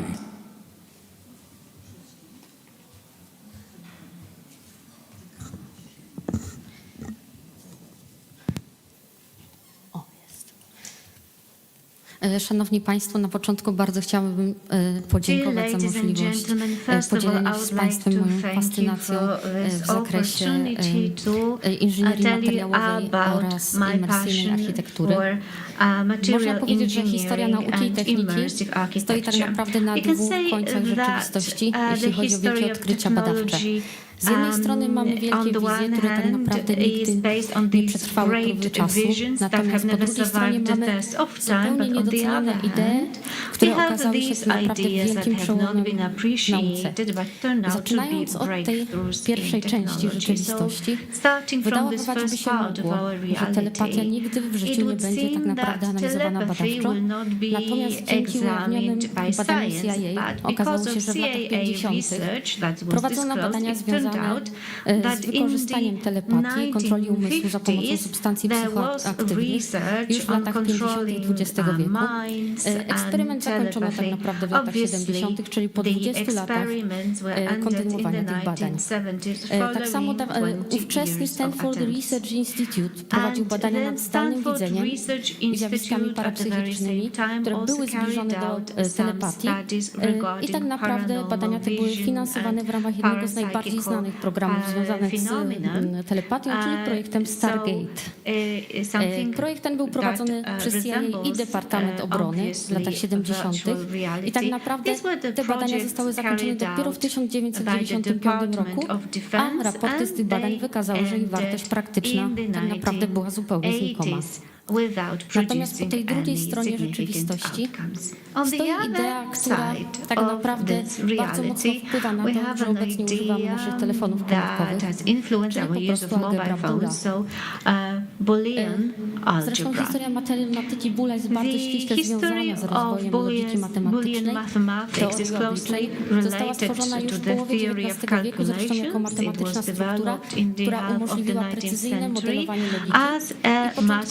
Structure that allowed us with precise modeling of mathematics. Initially, it was a curiosity, but in the long run, it has a strong impact on engineering. There was a publication in 1854, an investigation of the laws of thought by George Boole. Initially, it was just a theoretical curiosity describing values in terms of false and truth and or not alternatives currently used in computer circuits. When it comes to material engineering, we can also place ourselves at the two opposite sides and show a lot of examples to substantiate our view. The first example that shows a huge downfall of technology is asbestos, that has already been mentioned a moment ago. Initially, asbestos was believed to be a miraculous material because of its fireproof properties, which made it a very useful material in construction for the purposes of roofing insulation and in the 1960s also for hospital construction. In the 1920s and 30s, it was one of the pillars of construction, and we still call it Eternit because of the name of one of the businesses in Europe that produced asbestos. But already in the 1930s, it was observed that exposure to asbestos caused some diseases, and in the 1960s we identified a type of cancer that was caused by inhaling asbestos fibers. On the other hand, of this approach, we have a lot of architectural solutions.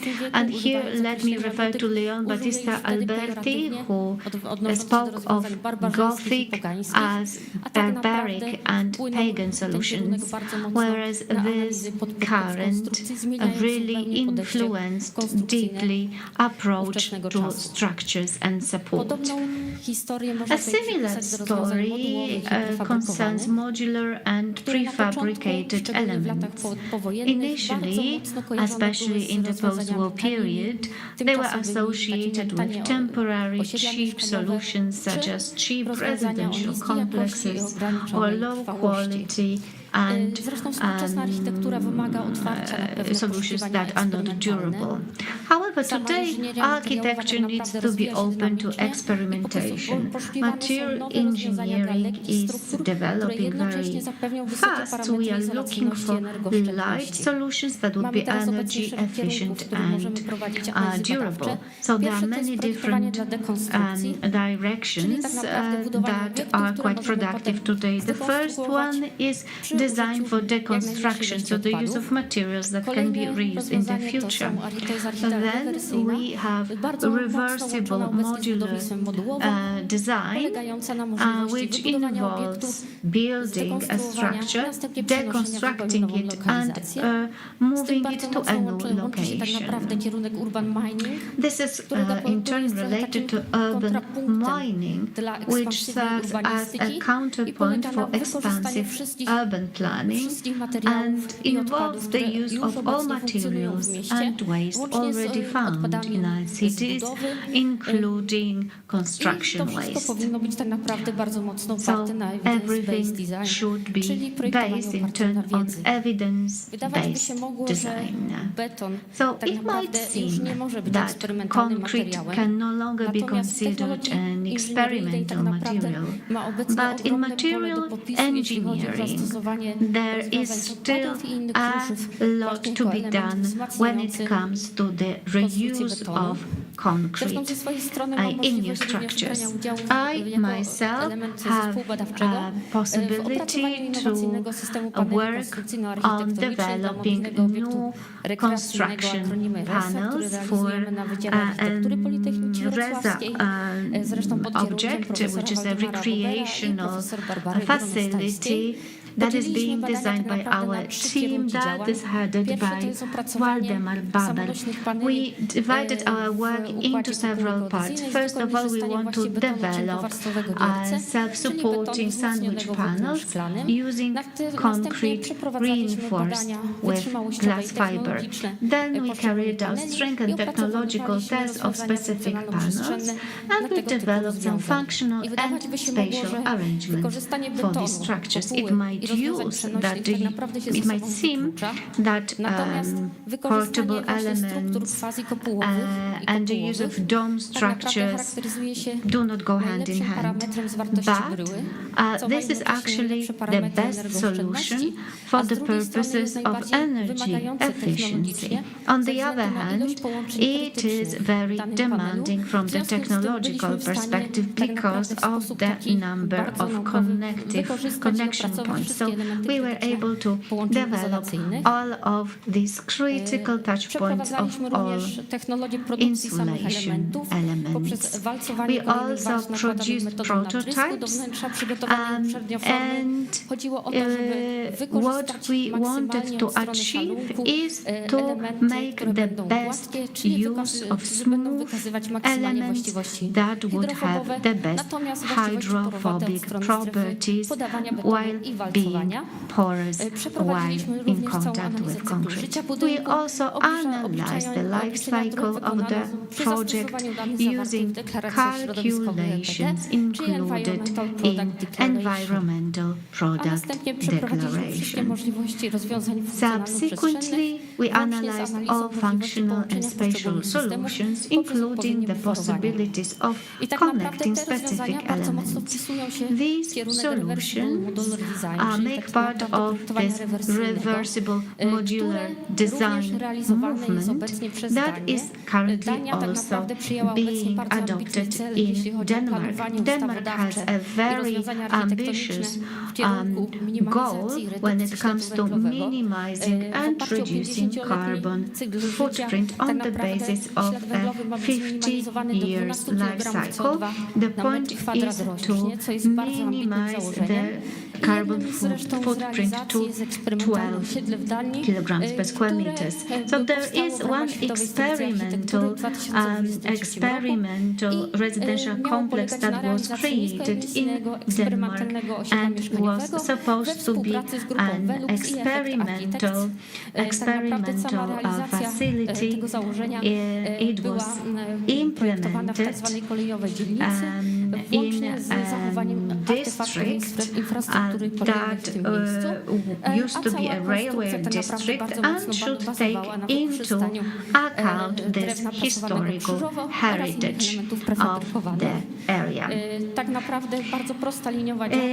It was a very simple linear plot that turned out to be perfect for the erection of these kind of modular structures, and the architects developed all kinds of projects from very simple village-like structures to very dense construction, focusing on the indoor space and on the outdoor space. None of that would make sense had it not been for the human-centered design. It is the beneficiary of the architecture, the user, who is the final and most important element of this design process.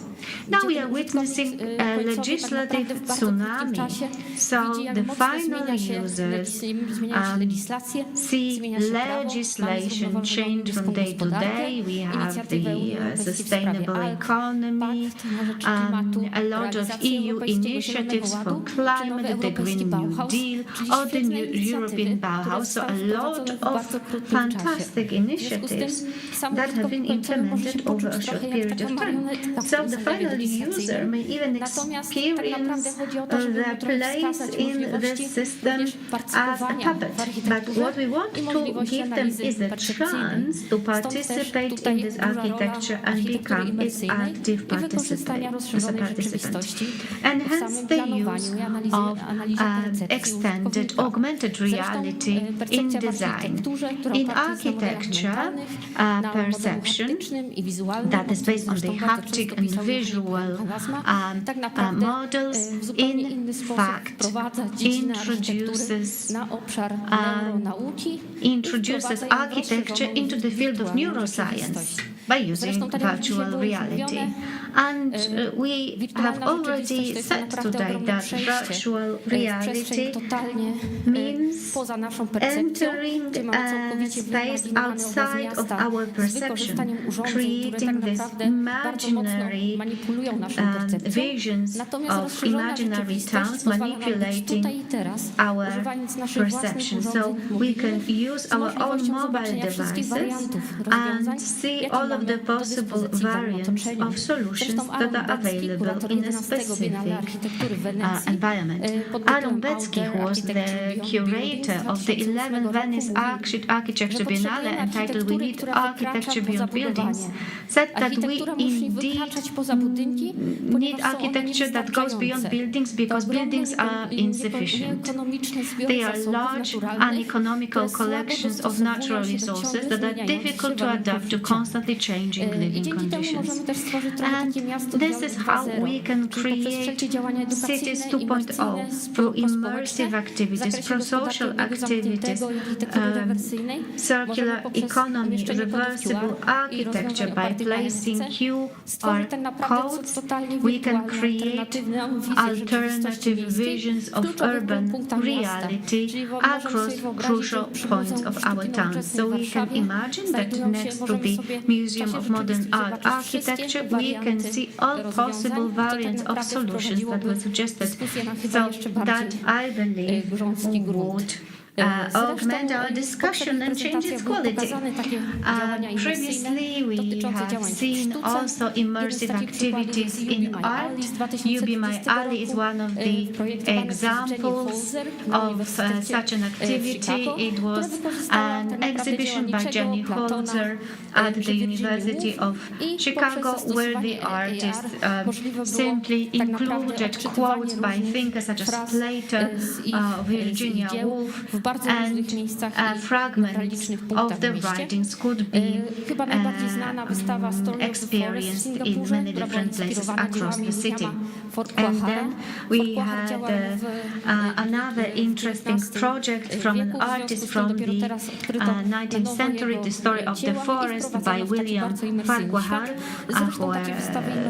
who was rediscovered recently, and his drawings were now used in an immersive 3D exhibition.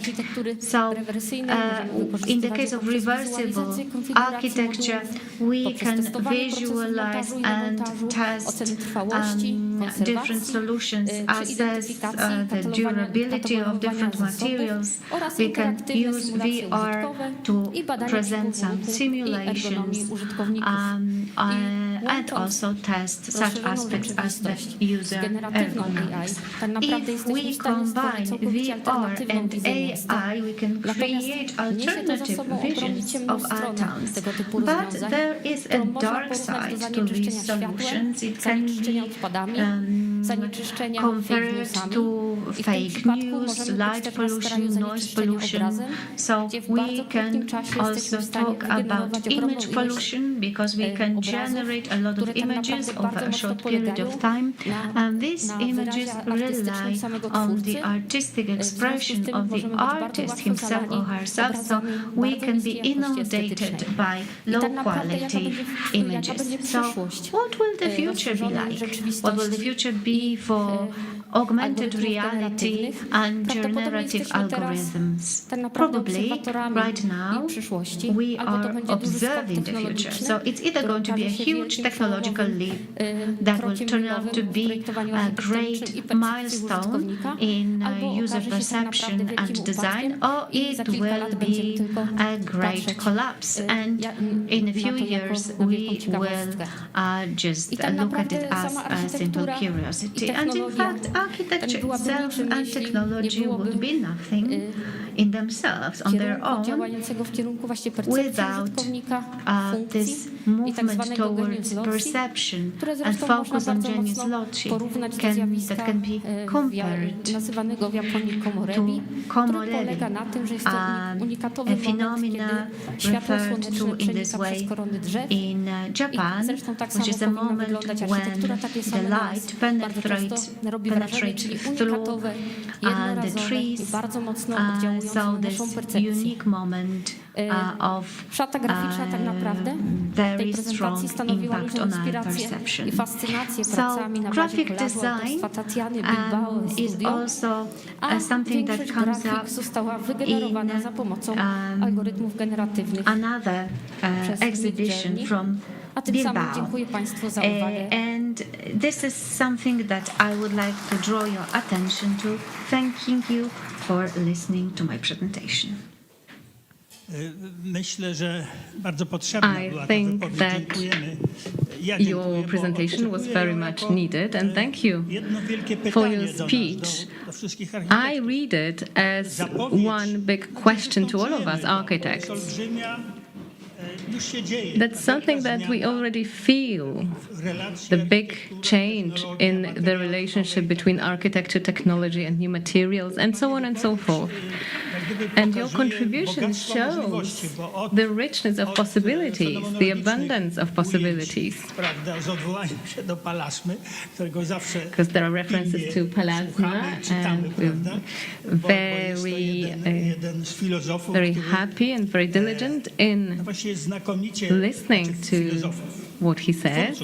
It's one of the philosophers, the authors, creators, who brilliantly warns us against what might happen. What I felt the most were the trees with the light falling through the leaves to the inside of the forest. And we all know this phenomenon. I very often tell my students that architecture cannot overcome or go beyond the forest, the trees, nature. This is the ultimate ideal.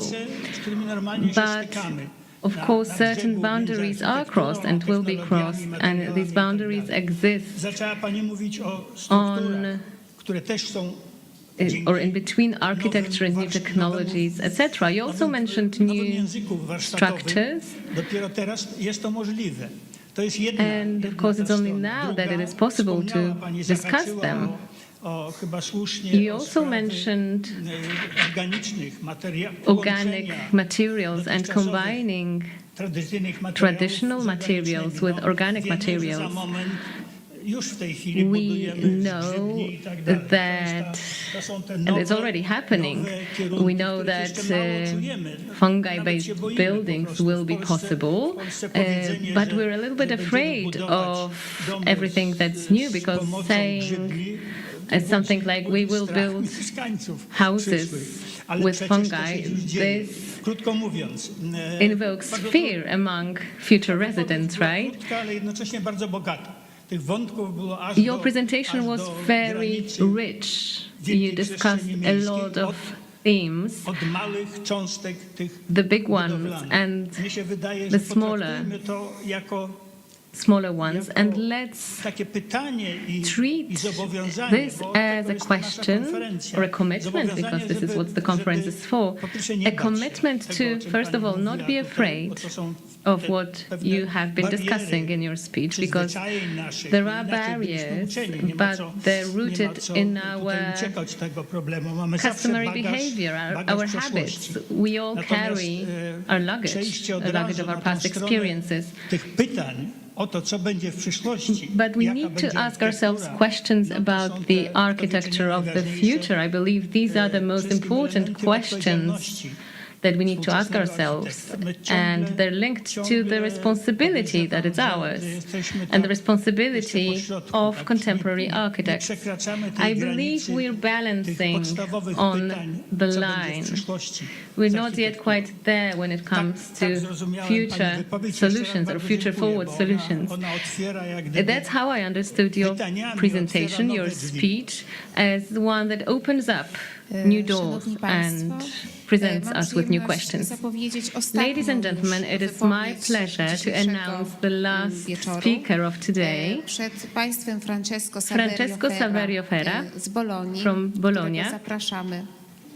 We would like to invite him on stage.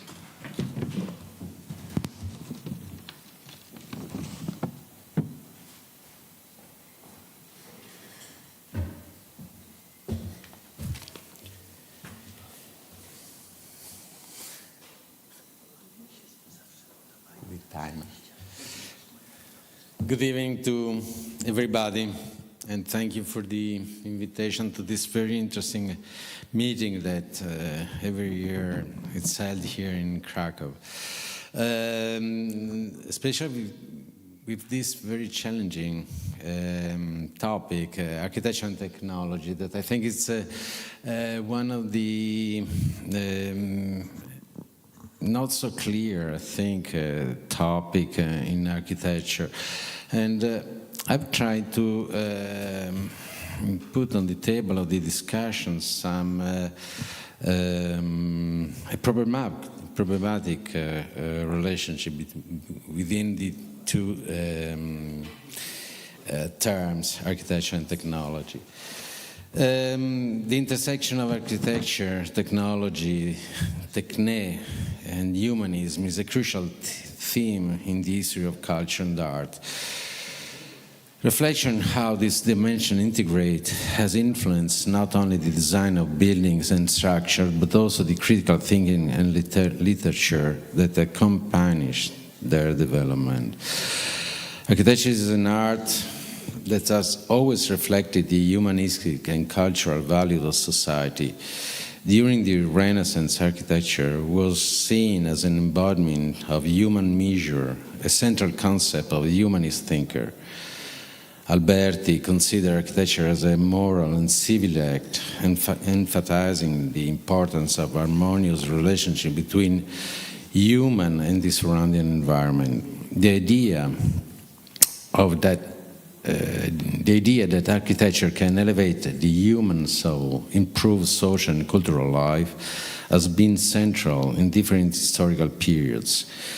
Great public or sacred buildings such as medieval cathedral or Renaissance square were designed to create a shared experience in which beauty and functionality were combined into cultural symbolism.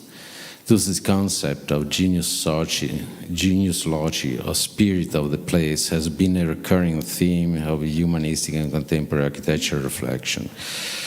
With the belief that buildings should respect, enhance the environment and social context, the concept of this concept is not only about the physical geography of place, but its unique character and the soul that define it. Interacting natural, architectural, cultural and symbolic element in humanistic context. Genius locis became a guide to understand and respect the specific characteristics of a place, recognizing its value in connection with man and his experience. In ancient Rome, the genius loci was a minor deity of guardian spirit associated within a specific place. Every place, whether a house, a city, or a natural landscape, has its own genius, a sacred entity that guarded in essence and regulated its destiny. It was a way of explaining the personality of places and an acknowledgement of power and sacredness of nature and the surrounding environment. During the Renaissance, humanism recovered the concept of genius logic within a broader vision of a man and the measure of all the things. Renaissance, center of philosophical and artistic thought, recognized that every place has its own unique identity, which influence the human culture and life. As an indicative example of how concept genius loci was interpreted by humanists, it's represented by the work of Alberti. In his treatise, De Re Edificatoria, Alberti emphasized the importance of contents and environment in designing building. For Alberti, a good harmonizing building with the landscape and the surrounding natural conditions, a concept that reflects a respect for the genius loci.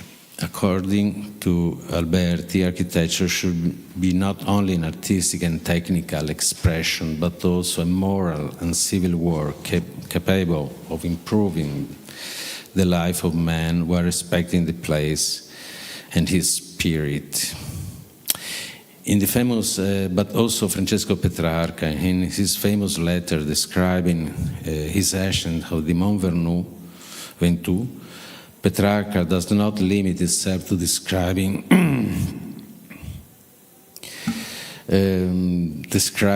the mountain. The mountain becomes not only a physical place, but also a symbol of the inner journey and spiritual elevation. For humanists, landscape and natural places were not simply passive backdrops for human activities, but significant spaces charged with spiritual symbolic value. The genius loci in this context is the invisible force that binds man and surrounding world, suggesting a deep and complex relationship between nature and human experience. Technology or techne.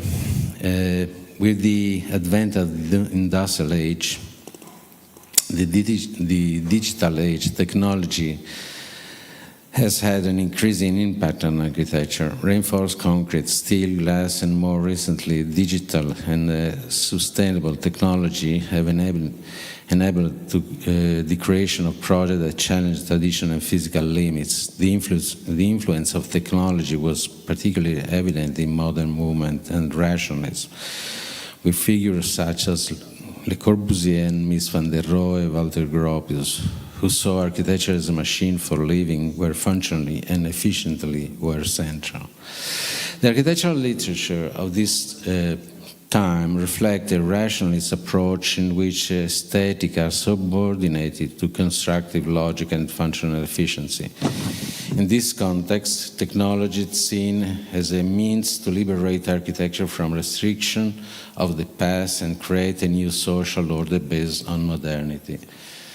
Perhaps more than technology, when speaking of architectural composition, we should refer to the concept of techne, as understood in the classical context, trying to clarify the misunderstanding that is often created between technology and the Greek concept of techne. In fact, the term techne and technology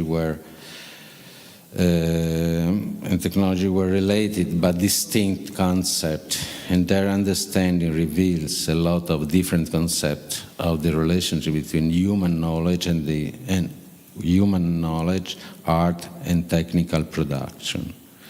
The Greek word techne was a very broad and profound meaning, which can be translated as art, skill of technical competence. In ancient Greek, techne indicated both theoretical knowledge and practical skills necessary to carry out a certain activity, which could be artistic, artisanal, or scientific.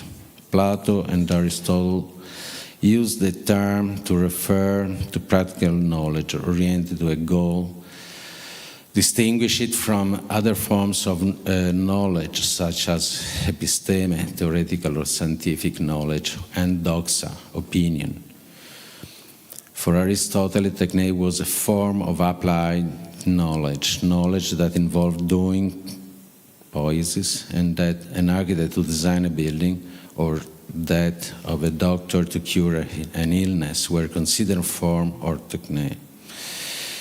In short, techne brings together theoretical knowledge and practice. It has a specific purpose oriented towards the production of an object or completion of an action and that require manual intellectual ability based on precise rules and techniques. The term technology derives from techne, but has taken a different and more limited meaning over time. With the advent of modern era, especially during the Industrial Revolution, the word technology began to refer increasingly to industrial and mechanical process, machine and applied science that improve the capacity to produce and transform matter. Today, technology is understood as a set of scientific and technical knowledge applied to the creation of tools, process and systems that serve to solve practical problems or satisfy human needs. It is distinguished from classical technique by the emphasis of scientific and engineering development, which is often based on the automatization and specialization of skills. So, schematically speaking, technology is oriented toward optimizing process and solving large-scale problems, thus based strongly linked to applied science and industrial and digital innovation. It often focuses on the development of machinery, advanced tools, and complex systems. A crucial difference between the two concepts lies in the relationship with knowledge and production, where technique imply a direct relationship between the craftsman or artist and his object, with a creative and manual component that led to a tangible result. Modern technology tends to involve processes mediated by machinery or complex systems that can reduce personal and manual interaction. Martin Heidegger is one of the philosophers who criticized modern technology for this reason. In his lecture, The Question Concerning Technology, 1953, Heidegger distinguished between techne and modern technology, arguing that techne allowed man to reveal the world through a creative process that respects the nature of things, while modern technology tends to reduce the world to a set of resources to be exploited. Heidegger sees modern technology as a form of enframing, a way of seeing the world that transforms into an object to be dominated and manipulated. Also, Although techne and technology are opposite concepts, some contemporary thinker and practitioner try to bring them together in a more balanced synthesis. In more sectors, such as design, sustainable architecture, or digital craftsmanship, there is an attempt to maintain the creative sensitivity and human relationship that was typical of techne, using modern technology, but often losing sight of the complexity of reality. Today, with the introduction of the advanced technologies such as BIM or artificial intelligence and the innovative materials, architecture is pushing towards increasing complex and original forms. However, tension always emerges between technological progress and human needs, as excessive mechanization can risk alienation of the individual from the built environment. Sustainability and environmental impact have become fundamental themes, leading to a deeper reflection on how to integrate technology and humanism in architecture. Humanistic theoretical knowledge plays a key role in documenting, analyzing, and theorizing new development. From Vitruvius with his treatise, De Architectura, which inspired main Renaissance architecture, to the manifestos of the 20th century, texts have always accompanied the evolution of architectural thought.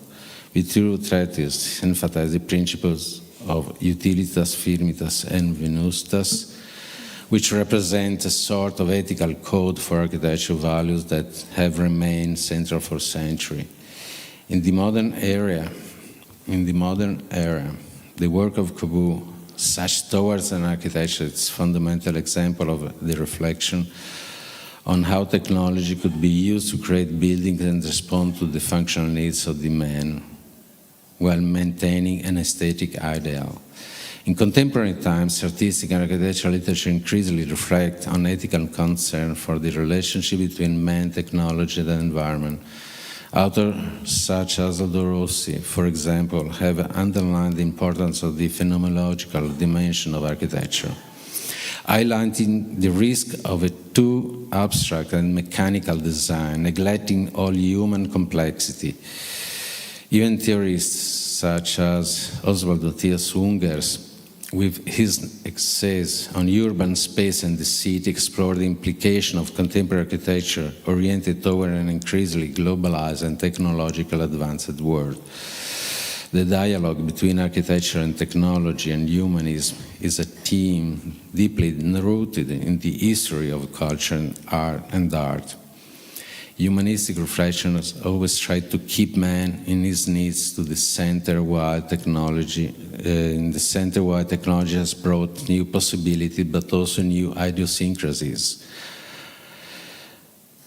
Art literature acts as a bridge between these two worlds, offering space for critical and theoretical analysis, where architecture can be interpreted not only as a technical practice, but also an art form and reflection of the human condition. Modern and contemporary architecture is therefore at the cross between technological innovation and preservation of humanistic value, seeking to create space that responds to both practical needs and the spiritual and social aspiration of humanities.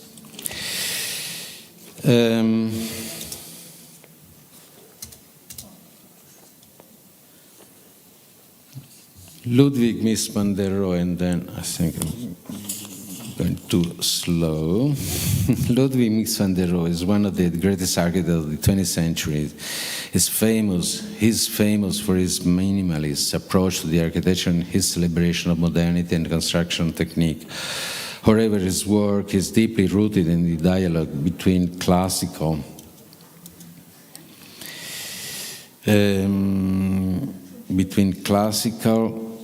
sorry, get lost. In his work, combines the simplicity of form with the innovative use of modern materials. The synthesis between classical order and construction technique is central to Mies' work, managing to synthesize the relationship between classical and contemporary. Furthermore, Mies admired classical architecture for its formal clarity and the subtraction of the superfluous. Typical elements of Greek and Roman architecture, such as symmetry, proportion, the use of noble materials, were reinterpreted by Mies in a modern key through geometric rigor and purity of industrial materials. Also, he is considered one of the pioneers of the modern movement. Mies had a deep admiration for classical work, in particular for the idea of the order and proportion. He was influenced by Greek and Roman architecture, but by the attention to harmony and geometry. In this sense, Mies, like Renaissance theorists such as Alberti, thought a balance between aesthetic order and practical functionality, which is called express, lasting beauty. One of the clearest examples of his architecture is the famous phrase taken from the Greek philosopher Anaximander, who proclaimed, "Architecture is the will of an epoch translated into living, mutable new space." This idea of translating time, culture, and thought into built form resonated deeply with the classical architecture, which sought to express cosmic order and periphery through structure. Mies' classicism is manifested, above all, in the search for a balance of proportion, of clarity, and forms.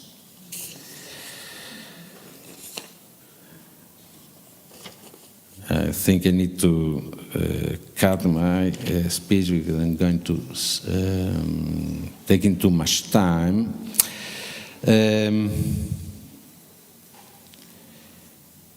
Mies used technology to create a timeless architecture capable of embodying internal value of a proportion, a synthesis between classical tradition and modern technology innovation. While modern architecture was often interpreted by a radical break with the past, Mies succeeded in integrating elements of classical world into a contemporary context. An example of works in which attempt to merge a classical idea is the Toronto Center, Domino Center. The merge classical idea of space and proportion with modern materials and technology clearly emerged. The pavilion used steel, glass, and marble. No, now I can go back. Probably some picture were missed. I lost some picture. Anyway, the pavilion in which is attempt to merge a classical idea of space to create a fluid and monumental space. Mies' idea that architecture should create a calm and traditional inner universe. The reflected glass surfaces and the placement of material give a sense of lightness and transparency in stark contrast and heaviness in the classical structure. But overall effect is the same, a sense of majesty, of balance, and the recall a rigor of classical world. The pavilion has no superfluous decoration, yet its order, its proportion of play or refined material make it almost a modern temple. The use of steel as a visible structural element is amplified. Mies believed that the architecture should express its constructive essence, a principle that derived directly from the classical approach to construction. Mies represents the bridge between the classical world and the modernity, managing to combine the order and harmony of the past with the new technological possibility of the 20th century. In his architecture, the classical tradition of proportion is combined with the use of innovative materials such as steel and glass, creating buildings that are both modern and timeless. Ultimately, Mies demonstrated that the dialogue between classic and technology is not an opposition, but the possibility of synthesis where the eternal value of architecture can be reinterpreted through the new means that technology offers. That is when it became techne. This has allowed his architecture to be not only an expression of modernity, but also to endure as a symbol of order and beauty, just like the classical monument that inspired him. Thank you.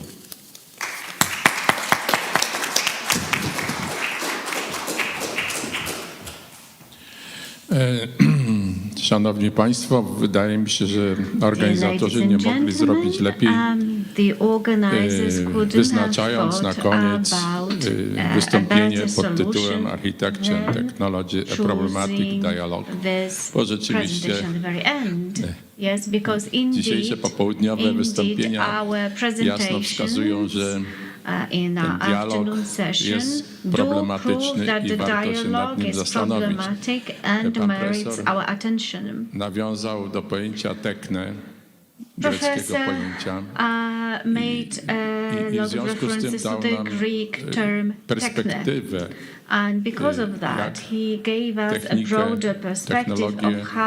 technologię rozumieliśmy kiedyś i rozumiemy teraz. Czy istnieje jakiś powrót w ogóle do takiego rozumienia tekne, jak to było w starożytnej Grecji? Obawiam się, że nie.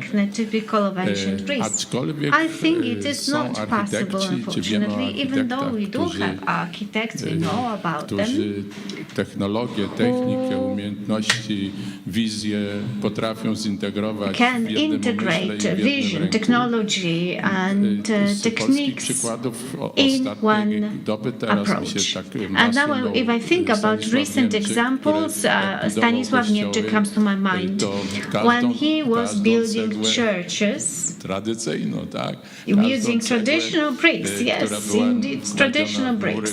So every single piece of wood, every single brick was touched by him, and you could feel it whenever you talk to him, that he can feel the technology. Miss van der Rohe, who was mentioned here, in his villa, when you visit the villa, you have the sense that the man knew everything about every single piece of every single steel pillar, all the mechanisms that he used and invented himself for windows.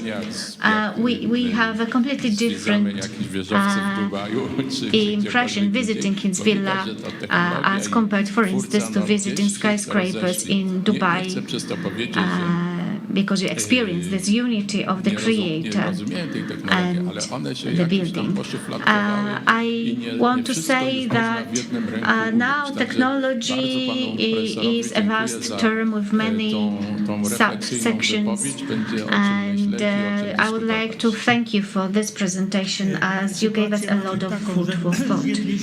Okay, unfortunately we have consumed the time allotted for our discussion, but maybe let me add a few words. I believe that there is a joint reflection that we have, having listened to these presentations. So we have seen three different perspectives on the same topic, so architecture and technology.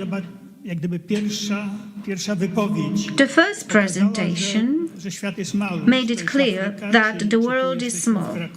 Whether we are in Africa or here in Krakow, the problems are the same. The transfer of concrete to Africa worries us on the one hand, but on the other hand, it is fine. We operate in a similar manner everywhere. Our second presentation, let me repeat once again what I found the most moving. These are the question marks. The most difficult question marks because they refer to our future. We don't know what the future will be. This touch point between architecture and technology, every single way requires a choice. And it's a choice to be made by architects. And finally, the last presentation, well, I have interpreted it mostly as a dialogue between architecture and technology, referring to Mies. I had the sense that, and let me refer to an exhibition in two parts that was organized about 15 years ago. The first part, focusing on the French period, was exhibited in Paris, and the second one in New York. So you could see all of the drawings by Van Mies. All of the drawings, all of the details, designed using the hard German pencil. And here we could see a less well-known facilities, including his Canadian design, including the library that fortunately was not put into practice.